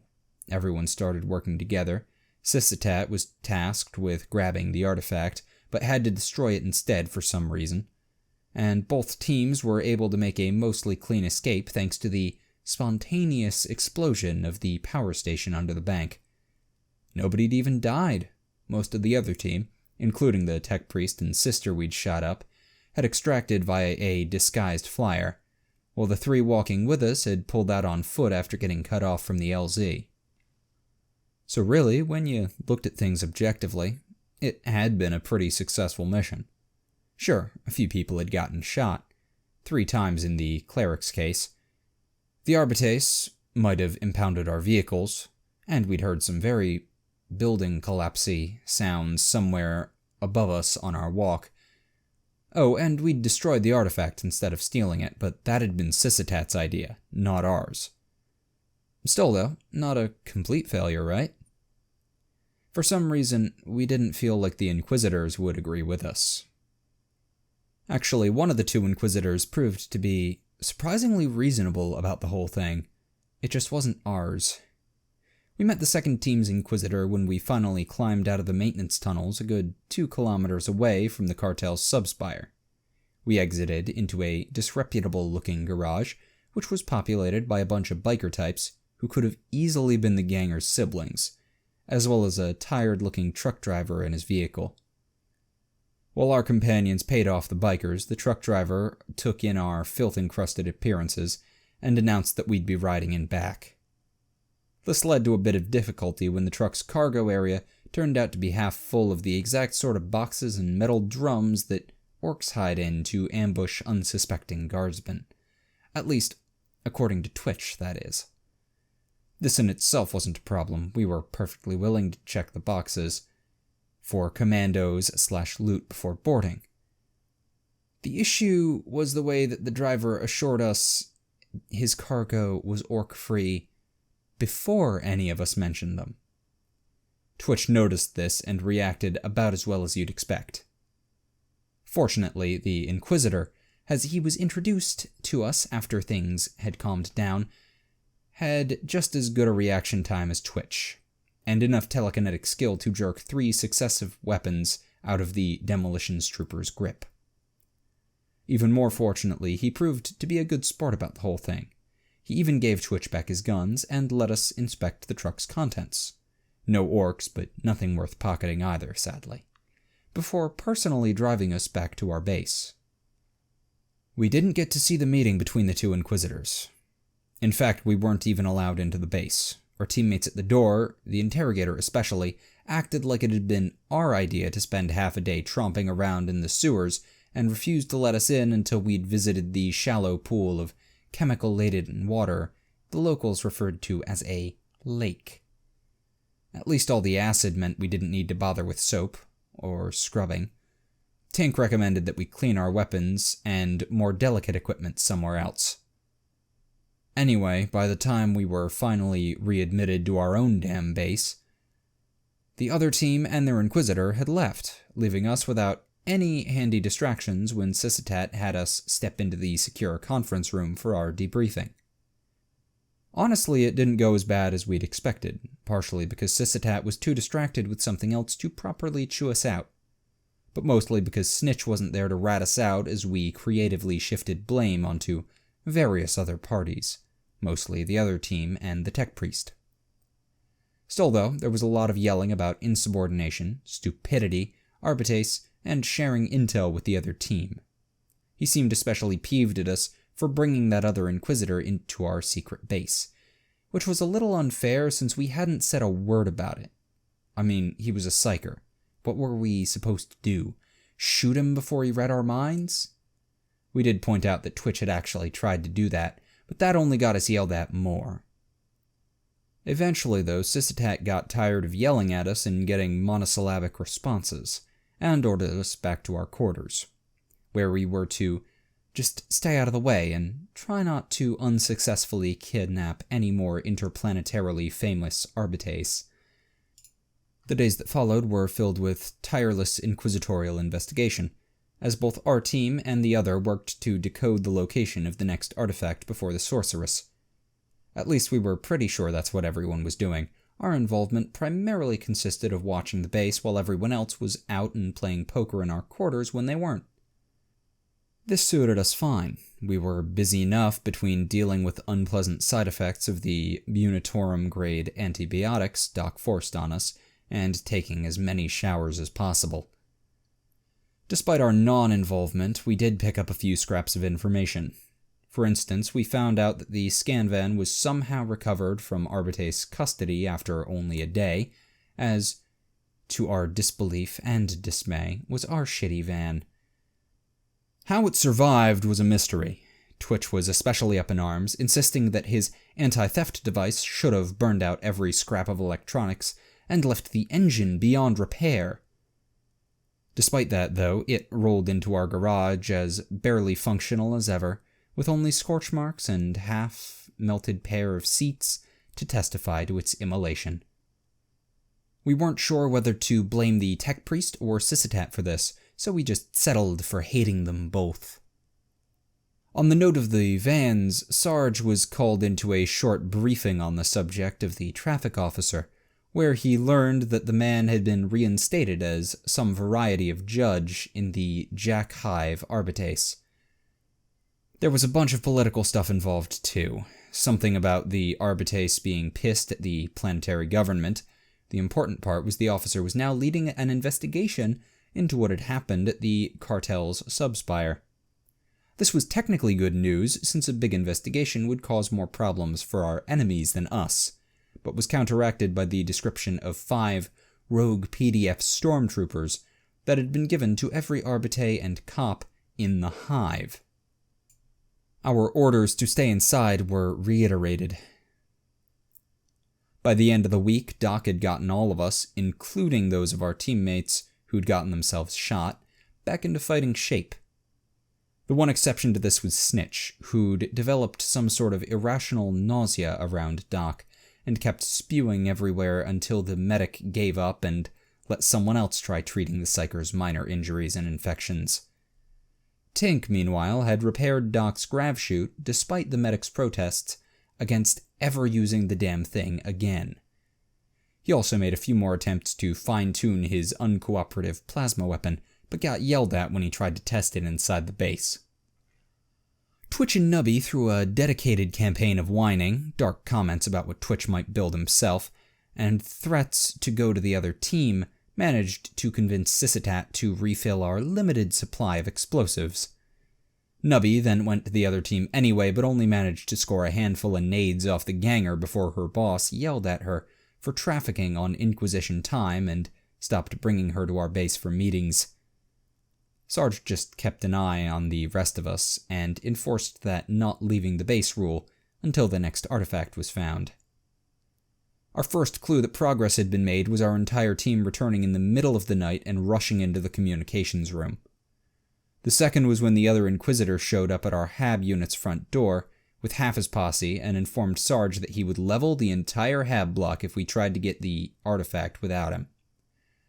Sarge, not being paid enough to deal with this sort of inquisitorial power politics bullshit, just showed them all into the comms room, ignoring the massive amount of stink-eye directed towards him by our teammates for doing this.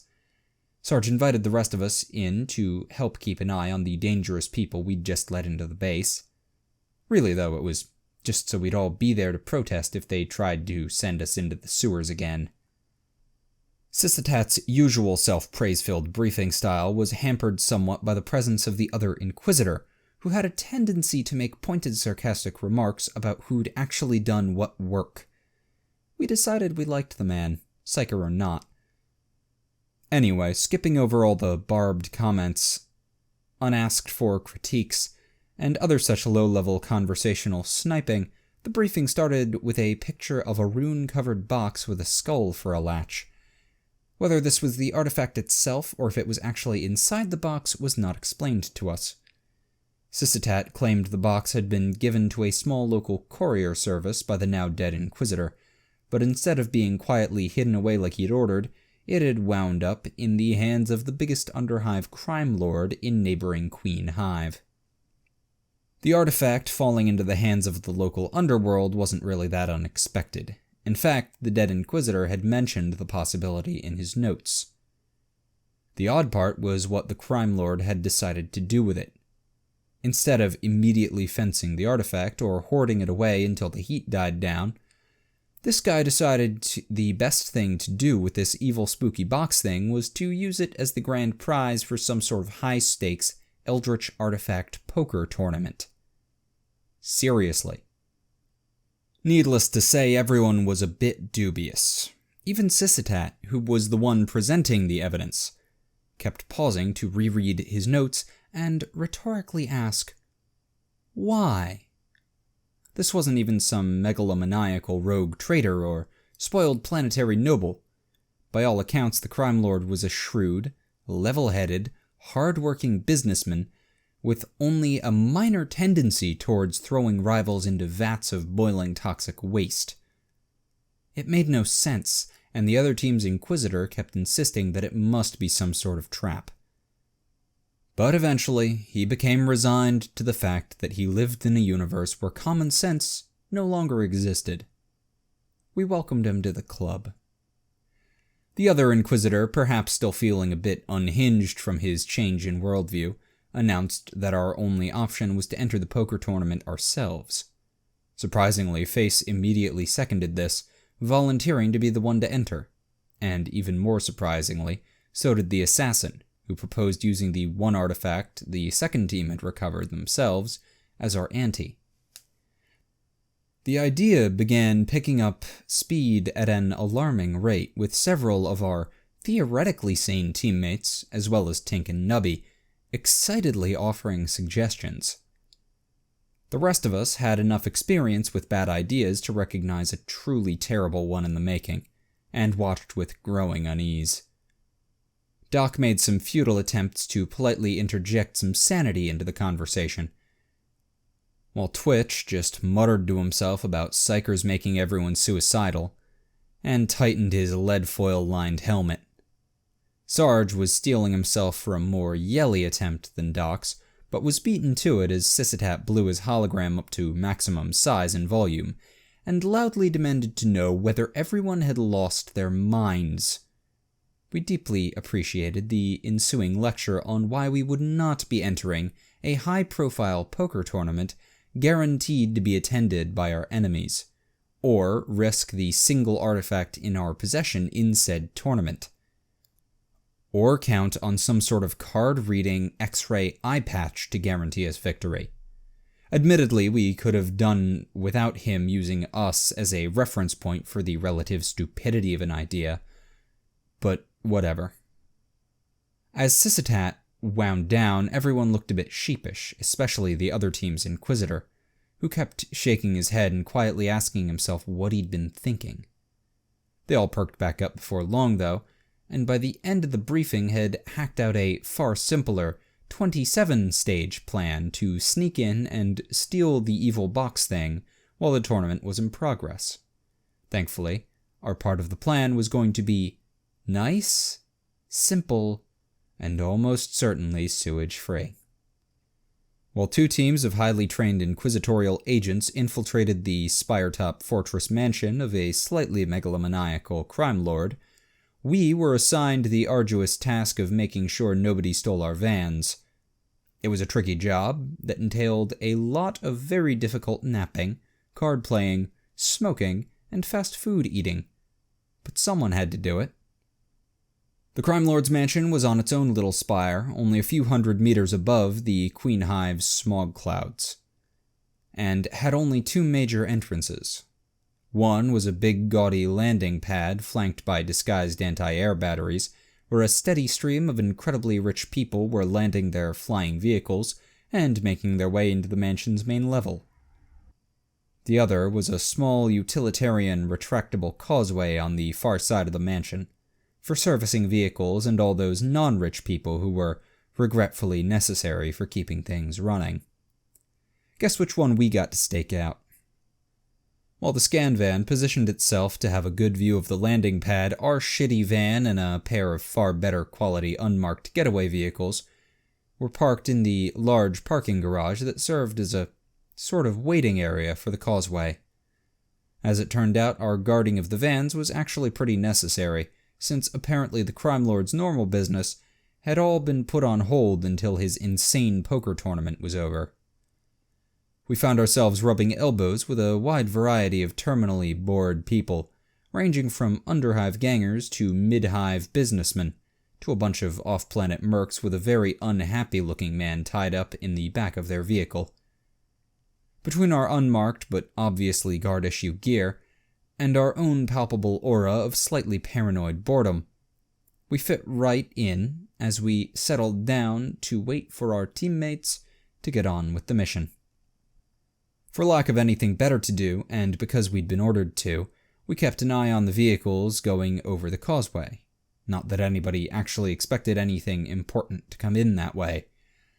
The Inquisitors had intel that the sorceress would be attending the tournament, and had distributed some pictures of her to us, but she'd obviously be landing up at the pad with all the rich people. The most anyone expected were some sort of reinforcements if the crime lord discovered our infiltration, or possibly a few APCs of secret police if the sorceress decided to take a more direct approach, both of which would be dead obvious. Since Twitch tended to watch hard enough for a dozen people, he was put in charge of this, while the rest of us kicked up our feet and made the best of our first excursion outside the base in over a week. Over the course of about 3 hours of idling, Twitch managed to spot a dozen suspicious catering vehicles. Sarge punched out a ganger who seemed too interested in one of the getaway cars. Tink and Doc learned never to buy a genuine meat product, sausage in a bun, from a street vendor, and Nubby got told that while spitting over the edge at passing vehicles was almost acceptable, hucking beer bottles at them definitely wasn't. Deprived of his entertainment, our self-appointed quartermaster wandered off for a while, and met various guys who he proceeded to get to know. He returned a bit later to tell the rest of us that he was a little short. Once we were done laughing, Nubby clarified that he'd worked out a dubious chain of deals with the assorted scum around us, but hadn't quite bought enough merchandise to get the deal he wanted. He asked Sarge if, hypothetically, our teammates needed all those fancy little bells and whistles their vehicles had, and ours didn't, more than we needed, say, a crack missile launcher. Sarge decided it was time to take a break from guarding the getaway cars. This proved to be an incredibly good decision. Nubby, with Doc enlisted as stuff carrier, was returning with his loot when word came from the scan van that the sorceress was landing. Everyone but Twitch huddled around Tink as he pulled out his data slate and opened a video feed we were pretty sure he wasn't supposed to have access to. We watched as a small but incredibly fancy-looking flyer, which had last been seen flying away from the cartel's spire, landed on the pad and a woman who perfectly matched our picture of the sorceress got out. Things became slightly confusing as a second identical woman exited, followed by a tuxedo-wearing man who both women draped themselves on. The trio joined the crowd of planetary nobles, rich criminals, and wannabe rogue traders, or whoever else attends an evil artifact poker tournament. The team's general channel exploded into chatter about which was the real sorceress. The vid feed began to lurch sickeningly as the servo skull broadcasting it was maneuvered in for a closer look, and Sysitat decided that now was the right time to treat everyone to a lecture on the efficaciousness of the classic body double trick, what it said about the sorceress's mental state, and the counter-strategies he himself had developed over his years as an expert observer. Back behind us, Twitch announced to no one in particular that he saw another suspicious and potentially orc-filled vehicle. Doc interrupted our Inquisitor's lecture to ask whether the tux-wearing man, who was generally being left out as the vid panned between the two potential sorceresses, was the demon host we've heard about, and whether something warpy might be going on. Sisitat instructed us to stay quiet and stick to our duties, and then asked Snitch pretty much the exact same question. As the psyker spewed a bunch of jargon about astral signatures or whatever, Twitch informed us that things were getting really, really suspicious now, and asked where Nubby had put that crack launcher.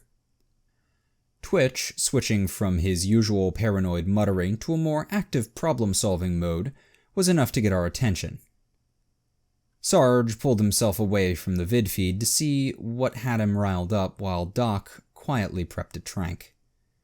The two of them arrived to see the bridge below suddenly empty of all vehicles, aside from what looked to be a sort of armored luxury vehicle.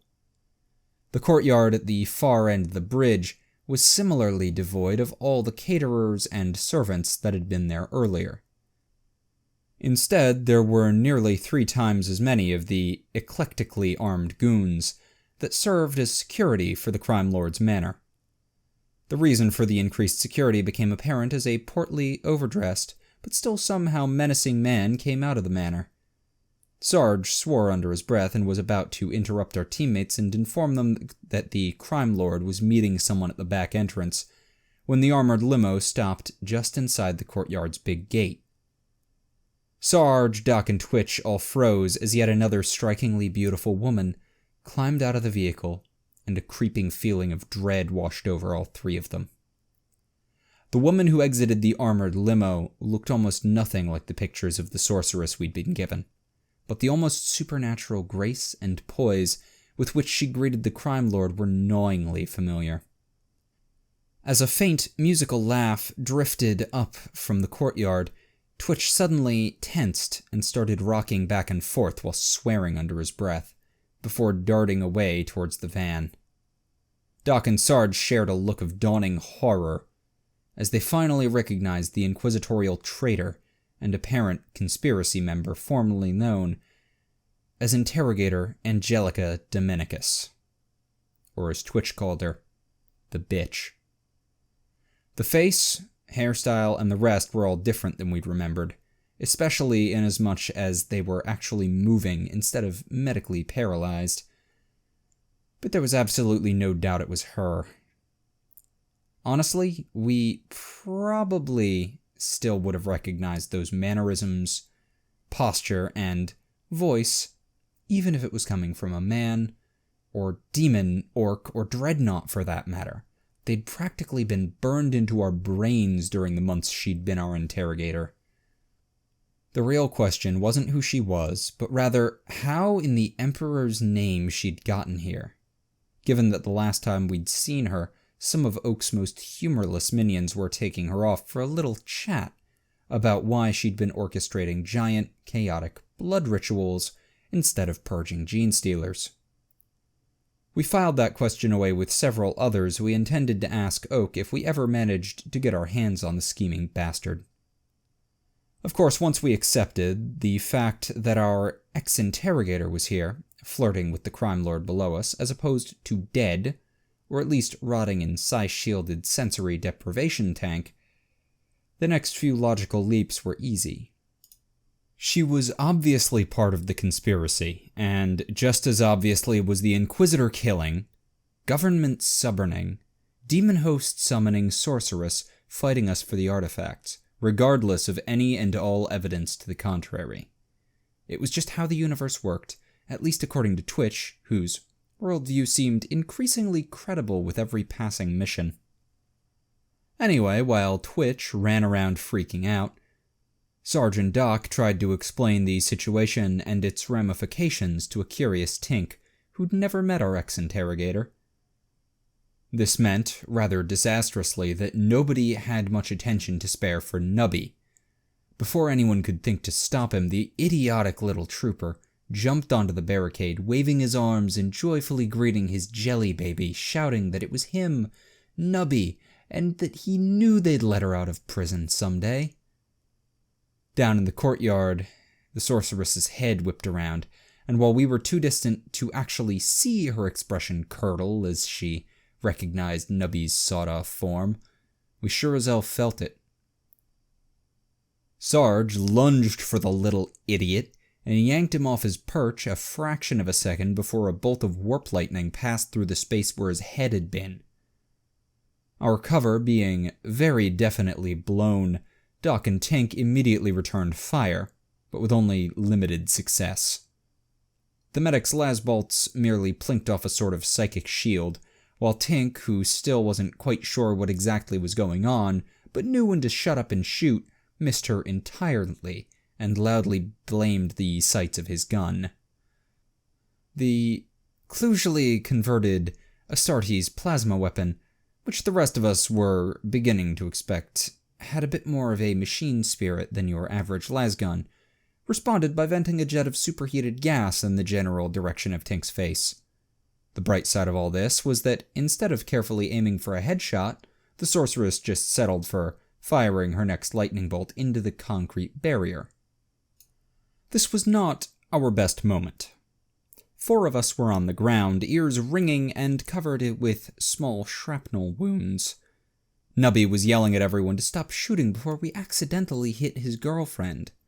Doc and Sarge were trying to get back up and do just that. And Tink was hurling yet more abuse at his plasma weapon while trying to hold it as far from his face as possible. Down across the bridge, in a show of comically misguided gallantry, the crime lord pushed the sorceress behind himself and instructed his goons to open fire. Simultaneously, the doors on his armored limo slammed open to reveal a team of far better armed and armored men and women, and the big anti-vehicle defenses above the courtyard gate began tracking our position. Then Twitch fired the crack launcher he'd ran and got while the rest of us were fooling around.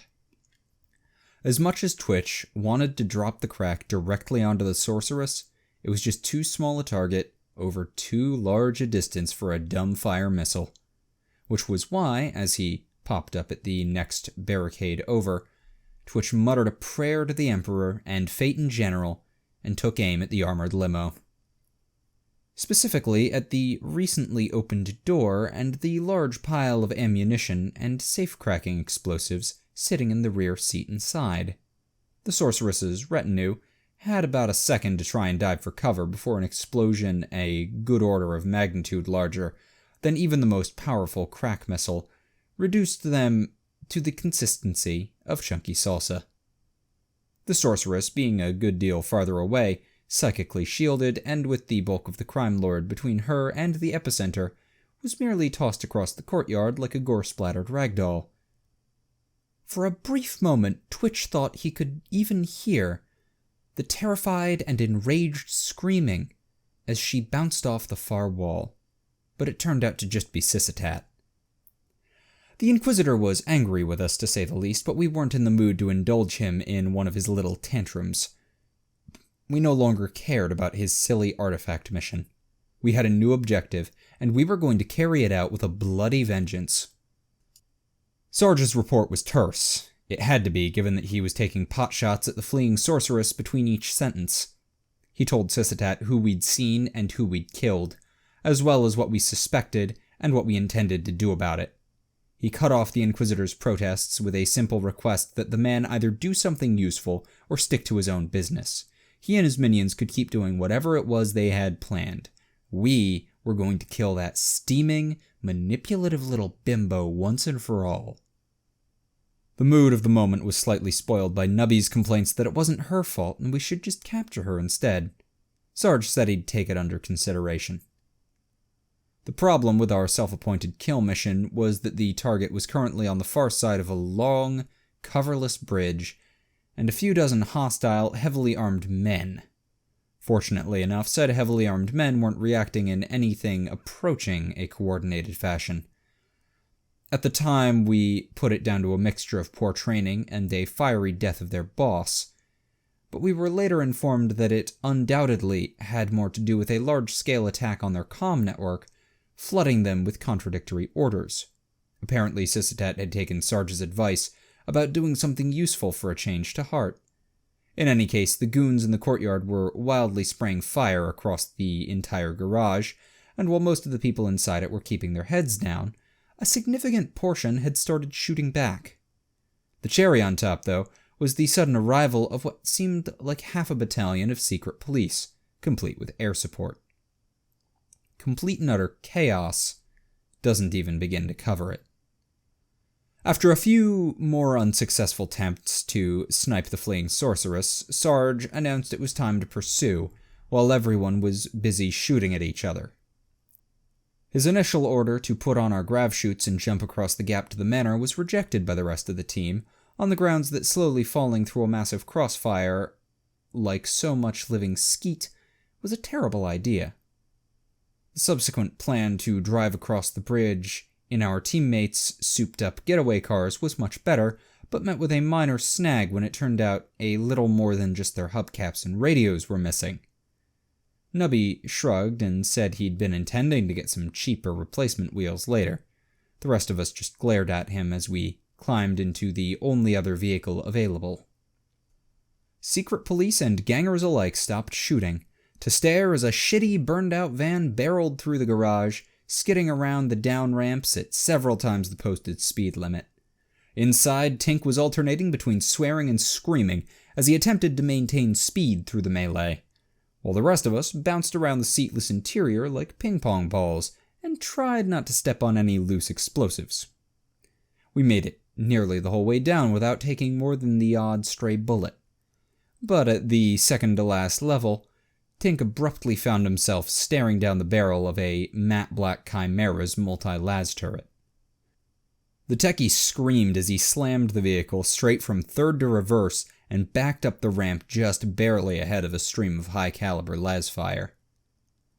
Tink spun the van back around as it reached the top of the ramp, while in the back, Tink, Nubby, and Doc all yelled at each other about how best to tackle the approaching Chimera. Sarge told all three of them to shut up, pointed at a large hole in one of the garage's walls, opening roughly where the bridge was, and told Tink to gun it. As the edge of the hole approached, Tink realized two things. Firstly, that a 2-story drop looks a lot bigger when you're about to drive over it, and secondly, that the bridge we were aiming for had begun to retract. Given that he knew how bad the van's brakes were, the techie did the only thing he could think of, and screamed at everyone to turn their grav chutes on. In what would have been a sweet-ass action shot if it weren't for the quality of the vehicle involved, the shitty van shot out of the side of the garage at its rather paltry maximum speed. The ungainly vehicle sailed through the air in a noticeably shallower than normal arc, barely clearing the widening gap between the garage and the retracting bridge, and coming down on top of a pair of stunned goons. Between more or less attempting to lift a van from the inside and the subsequent landing, it was a minor miracle that nobody broke anything. Well, not any bones, at least. The grav chutes sure as hell weren't going to be seeing any more use, though. We disentangled ourselves from their remains and grabbed for our weapons, as Tink weaved through the crossfire towards the wrecked courtyard gate and the burning remains of the armored limo. This approach was finally enough to focus some hostile attention on us, which we reciprocated. As we burst through the flaming wreckage into the courtyard, wildly firing out in every direction and screaming at the top of our lungs, Twitch paused to ask himself if we were the real orcs all along. This philosophical quandary was interrupted by Doc, who'd spotted the sorceress sprinting for the big main doors at the far end of the courtyard. Everyone who could manage a shot out the front window, except Nubby, laid fire on her, but despite the heels and dress, she made damn good time, and if the few solid shots we'd landed weren't enough to break down her shield before she'd made it through, and slammed the heavy doors behind us. We weren't going to let a little thing like that stop us, though. In fact, we weren't even going to let it slow us down. On their own, the poorly aimed shots Sarge got off with Tink's unreliable plasma gun wouldn't have been enough, but fortunately that wasn't our only heavy weapon. At the time we'd been entering our van, the discovery of 2 more crack launchers and the revelation that Nubby had hawked the getaway car's wheels for an extra one earned the little trooper yet more ire. But we all quickly came around to his and Twitch's way of thinking. The second of our 3 anti-armor missiles blew a sizable hole in the doors, which Tink subsequently widened. The horrified expression of the sorceress's face as the shitty van burst through the doors and barreled down through the hallway towards her was something to treasure. Shocked goons and housekeeping staff dove for cover as Tink tried to, and failed, to keep control on the manor's carpeted floor. The shitty van spun to a halt well short of its intended target, but that didn't stop Sarge from taking a few potshots out the driver's window at the stunned sorceress before she fled down the side hall. Tink swore at the non-com as one of the shots nearly took his nose off and slammed the van into reverse, throwing Sarge against the dash and the rest of us back to the floor we'd just climbed off. There was a series of thumps and an unpleasantly wet crunching noise as Tink reversed without checking his non-existent mirrors, got us turned back around, and took off towards the hallway the sorceress had taken. On a highway, you might have called the van's pace sedated. What inside was another matter. Tink tore down the halls, scattering people and decorative fixtures alike as we gained on our quarry. Twice we nearly missed her as she dodged down side halls, and Tink nearly spun us out again on another carpeted section. But before long, we had her square in our sights, at the end of the manor's narrowest hallway yet. Sarge, Doc, and Twitch all opened fire as Tink floored it. In retrospect, we probably should have gone in on foot right then, because that hallway didn't turn out to be quite as wide as we'd thought. Well, actually it was, it's just that we hadn't taken all the furniture and such into account. It started with a couch getting stuck on the bumper instead of going under the tires. Then came a bust pedestal. The bust itself nearly took off Sarge's head as it sailed through our missing windshield, and a housekeeping trolley. Before we were even halfway to the sorceress, a veritable wave of furniture, knickknacks, carpets, and one unfortunate goon had risen up in front of us, blocking our view and forcing us to a grinding halt. Given the impossibility of opening any of the doors, Sergeant Doc just pushed a hole through the debris, covering the windshield, and the rest of us climbed down after them. The sorceress didn't stick around to watch this, of course, but fortunately a pair of terrified maids were able to point us in her direction. As we ditched the van, hopefully for good this time, and double-timed it down the hallway, we noticed a significant increase in the chatter on our comm beads. From the sound of it, everything had hit the collective fan. Our teammates up at the big party upstairs were caught in some sort of firefight. A few of the others were yelling about chasing someone, and the other team had abandoned stealth in favor of racing to the vault.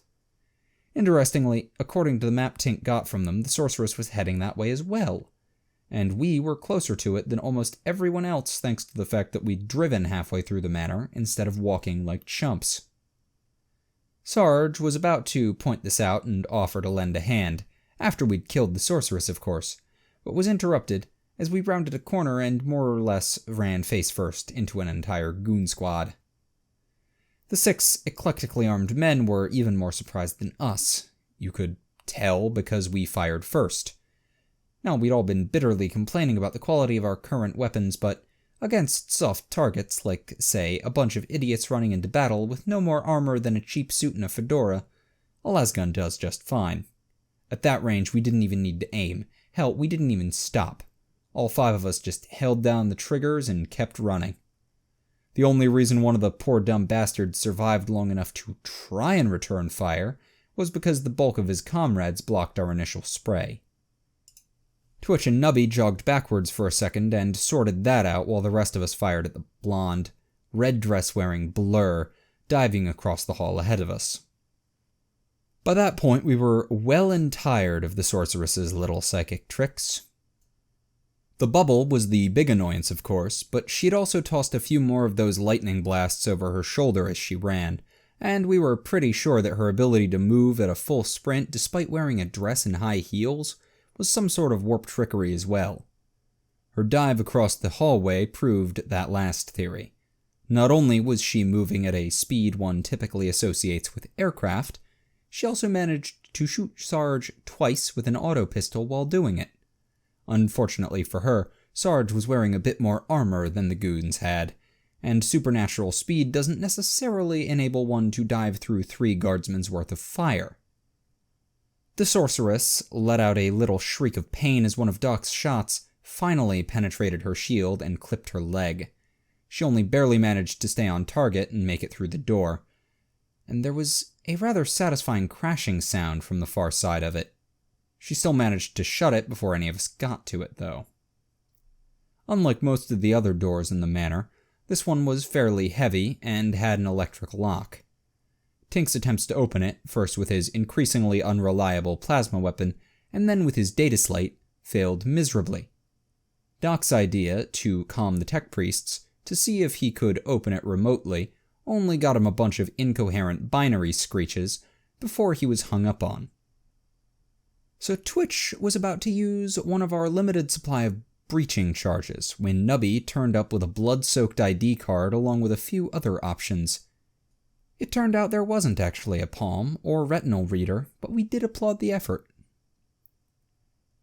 We emerged into the stairwell on the far side of the door. We'd been hoping it'd just be a closet or something, but oh well. To find things a bit more lively than we'd expected. The sorceress had made it a good 4 levels above us and was trying to keep a low profile. The dozen or so goons engaged in a pitched firefight a few levels above her, not so much. Judging by the familiar weapon sounds and the comm chatter, the guys on the far side of the gunfight were the Second Inquisitor's team. We decided they probably had things under control and kept our heads down as we sprinted upstairs after the sorceress. Whether due to the leg injury or finally running out of psychic steam, we steadily gained on the sorceress, but she still managed to exit the stairwell, 1 level below the gunfight, before we could line up a shot worth taking. Fortunately, the ID card we'd acquired opened this door as well, and we piled out into a poshly decorated hallway only a handful of seconds behind her. The first thing Sarge, who was on point, saw as he came through the door was another door directly opposite him. Said door was labeled security and contained several goons hastily grabbing heavy weapons and body armor. Before any of them could register what was going on, 3 grenades had sailed into the room, the door had been slammed shut, and a bust-bearing plinth had been braced against it. That little problem nipped in the bud, Sarge, Twitch, and Tink turned their attention down the hall to the right, where the sorceress was sprinting towards an ornate pair of doors and screaming at the 2 men guarding it to help her.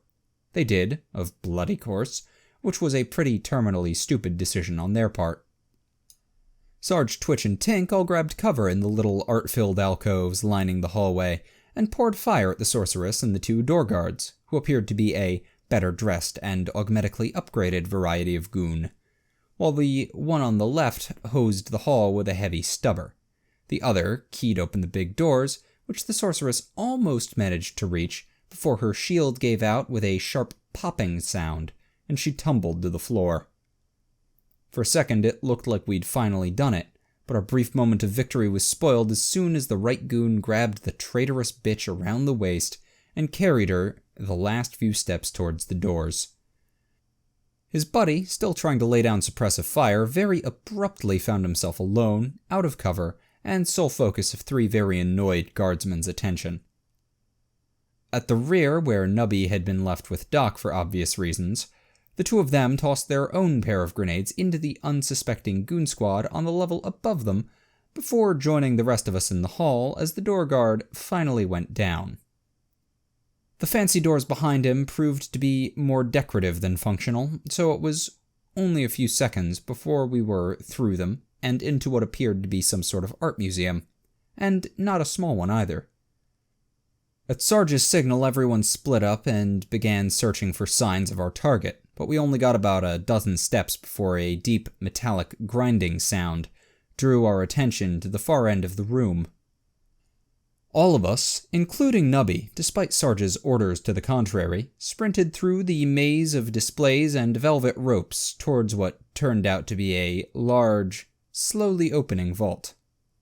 We arrived just in time to watch as, with a little triumphant smile in our direction, the sorceress shot the man that had just opened the vault for her in the head, and slipped through the door as it slammed back shut and alarms began to blare. We weren't actually too concerned about the alarms. Security seemed to be a little preoccupied currently. But the half-dozen las turrets that descended from the ceiling as the vault went into lockdown were another matter. Everyone grabbed cover behind the biggest, most expensive exhibits available, and stuck to them as the turrets started scanning back and forth. The question of just how good these turrets were was answered by Tink, who poked his nose out to try and line up a shot, while the one closest to him was turned away, and very nearly got his head blown off as it spun to face him far faster than he could draw a bead. After a few seconds of pondering the situation himself, Sarge asked if anyone had any clever ideas for getting us unpinned. Tink had a few, but they all seemed to require either his drone or other plasma weapon. Sarge told him to cram a sock in it. Nubby's suggestion that we smoke the entire room and hope we were better at spotting the turrets than they were at spotting us was rejected when the trooper refused to actually test it himself. Twitch's idea to just chuck explosives everywhere and hope the turrets all failed before the ceiling did was, as usual, made Plan B, and Sarge regretfully went with Doc's suggestion. Our fearless leader took a deep breath, put on his most professional-sounding voice, and calmed Sysitat for help. The Inquisitor was incredulous, to say the least, but after a few probing questions, some cogitator checks of his own, and a slightly sarcastic description of our current location from Sarge, he acknowledged that not only had we cornered the sorceress, we'd done it in the exact vault where the artifact was located. He had far less trouble believing that we'd gotten ourselves pinned down by a bunch of turrets. At Sysitat's instruction, we sat on our hands for a tense few minutes, until we abruptly received word from the tech priest that the las turrets were temporarily offline, and we had 10 seconds to get to the control panel next to the vault to permanently disable them. Sergeant Doc immediately sprang up and had just enough time to get fully out of cover before the turrets around them opened fire. Doc was saved by Twitch, who realized that something was off and yanked the medic into his own cover as he began to run past. Sarge was less lucky. Tink was equally distrustful of the tech priest, but wasn't in position to offer much other than a bit of ineffective suppressive fire as the non-com scrambled to find new cover. Bleeding fairly badly from arm, leg, and side wounds, and trying to make himself as small as possible behind a marble statue, a good deal thinner and more shapely than he was, Sarge cursed into his comm-bead and pointed out that the turrets definitely weren't down. An annoyed-sounding Sysitat said to give him a few minutes, and informed us all that if we couldn't follow orders and sit still for 5 minutes, we deserved to get shot. After a few seconds of sputtering rage, Sarge pointed out what the tech priest had said. The Inquisitor told him to stop making up excuses and accept that he'd made a mistake like an adult. None of us could actually hear the bastard tech priest snickering as Sysitat berated Sarge for trying to shift blame onto his teammates, but we all knew he was and silently agreed that this meant war. By the time the las turrets had finally been deactivated for real, and we'd very carefully tested the fact, using the time-honored helmet-on-a-stick technique, Sarge had collected 3 more minor las wounds. Doc immediately went to work treating the non-com as well as his own arm wound, while the rest of us debated what to do about the trapped sorceress. Sysitat's instructions were to hold position and wait for the real inquisitorial agents to show up and deal with her, but we weren't quite sure our comm-beads had transmitted those orders correctly. From the sound of it, those real agents were having one hell of a time getting to our position, and we were feeling a bit uneasy about how smug our old boss had looked as she locked herself in that vault. Tink poked around the vault's brain-splattered controls a bit and was able to find a vid feed of the interior, but it was only showing static. Twitch examined the vault's exterior, even leaning out the windows to check the one flush with the manor's outer wall. He discovered no hidden doors and a lot of squiggly sigil things that were probably there to foil anyone trying to get in or out using magic. Reassured that the sorceress was probably still inside, he and Tink unilaterally decided to start melting a jetpack-sized hole in the door. When Nubby asked, they told him it was an air hole. The hole was just over halfway through, and Sarge was ambulatory, if not happy, when time very abruptly ran out. We weren't the best informed of what had been happening before then. We'd been listening to what comm chatter we could overhear, and Sysitat had said something about the rest of the team needing his guidance with a more important problem as he'd signed off. But that was just general stuff.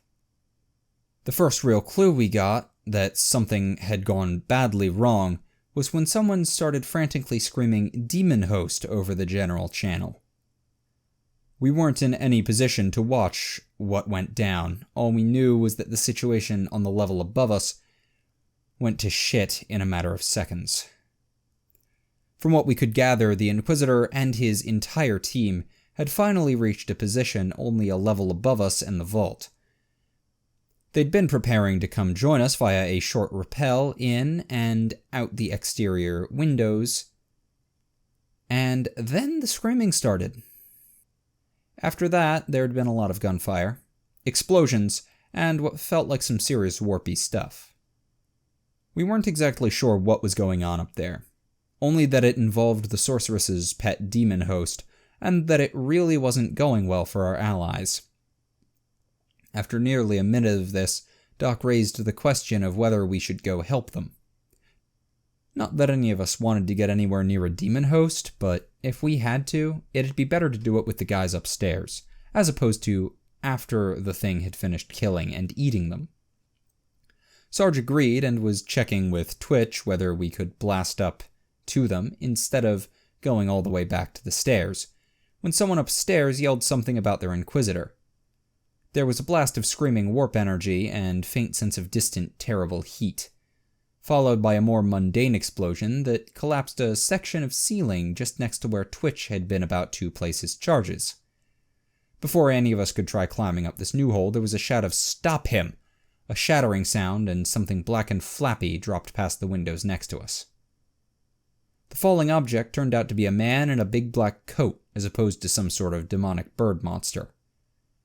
We still shot at it, though, just out of reflex, but failed to score any hits and quickly gave up, in favor of watching whoever it was fall a few hundred stories to their death. That wasn't what happened, though. Instead, the small figure below us spread his coat out like some sort of parachute, which seemed to do a lot more to slow his fall than the laws of physics dictated. As we watched, the man glided outwards, barely missing the widening spire below us, and swooping through the 2 lanes of air traffic crossing it below us. Any question of whether the thing below was the demon host vanished as he pulled out an obnoxiously supernatural series of acrobatics, striking glancing blows off flyers, doing a one-handed pirouette around a protruding Vox antenna, and briefly dangling off a passing servo skull. Even more impressive, given our own inexperience with hive traffic, was the way that the flyers he didn't purposely hit went out of their way to avoid him. Whether it was telepathy, the sheltering hand of a dark god, or pure bloody luck, the man, if you could call him that, left a path of confusion and destruction behind him as flyers swerved out of his way, sometimes right into oncoming traffic or the hive around them. It was an impressive and terrifying display, but on the bright side, every second it continued to put him farther away from us. We all breathed a sigh of relief as, with a last little mid-air flap, he vanished into the permanent smog layer below. Most of us had turned away towards more pressing tasks, when a panicked, choking sound from Twitch called our attention back to the window. We watched in disbelieving horror as a flyer suddenly rode up out of the clouds with a small, black-coated figure standing proudly on its roof. Our opinion on the matter was summed up for us as someone upstairs screamed, "Bullshit," and opened fire. All of us started shooting at the demon host carrying flyer as well, not that we stood any chance of accomplishing anything at that range, but what else were we supposed to do? Well, actually, we probably should have backed the hell up and stayed out of sight, but it took us a few seconds to figure out that the vehicle which the demon host was oh so nonchalantly riding wasn't actually a flyer. No, the correct term was gunship, or to be more precise, a Vendetta variant Valkyrie airborne assault carrier. The realization that we were looking more or less directly down the barrels of 6 las cannons hit us just in time, and we scrambled back just barely ahead of a series of blasts that more or less atomized everything within 3 meters of the windows we'd been standing at. Stalwart guardsmen that we were, we didn't let a little thing like being massively outgunned deter us. While we might have been a bit more on the prudent side than certain superiors of ours liked, we knew the demon host's goal was to free the sorceress, and the only way we were going to allow that to happen was over our dead bodies. Or at least over the other teams. Sarge shouted a hold fire order up the hole in the ceiling. Doc calmed Sisitat to ask if any of our teammates were going to show up but didn't get an answer, and the rest of us spread out into ambush positions. The plan, if you could call it that, was a simple one. Shoot the gunship down as it stopped to level out with us. Ideally, before the demon host had time to jump off it. By all reasonable logic, it should have worked. The gunship, its demonic passenger no longer perched on the roof, leveled out directly in front of us, and 3 laser guns, an oversized plasma pistol, and a crack launcher all fired simultaneously.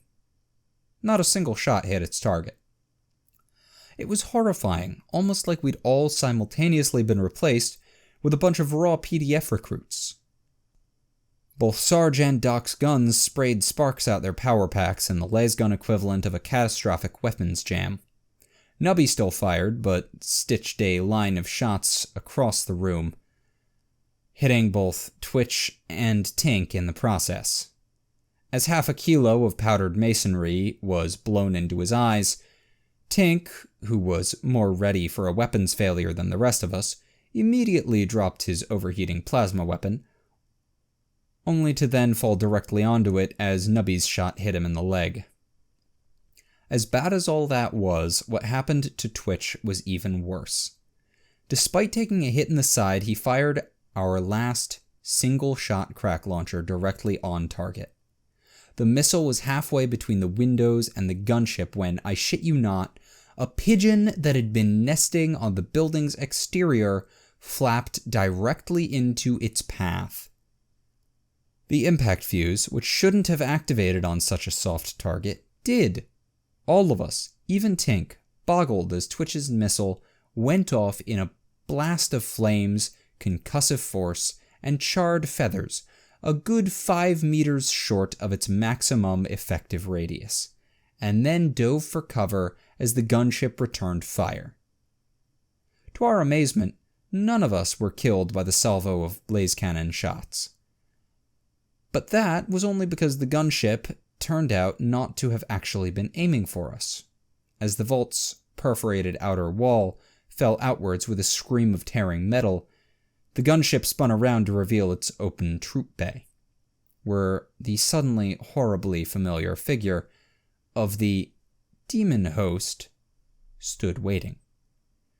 We watched in dawning horror, as with a psychically propelled jump, the sorceress leapt across the gap to the gunship's troop compartment, and into the waiting arms of fellow ex-interrogator and self-styled interplanetary man of mystery, Bane Johns.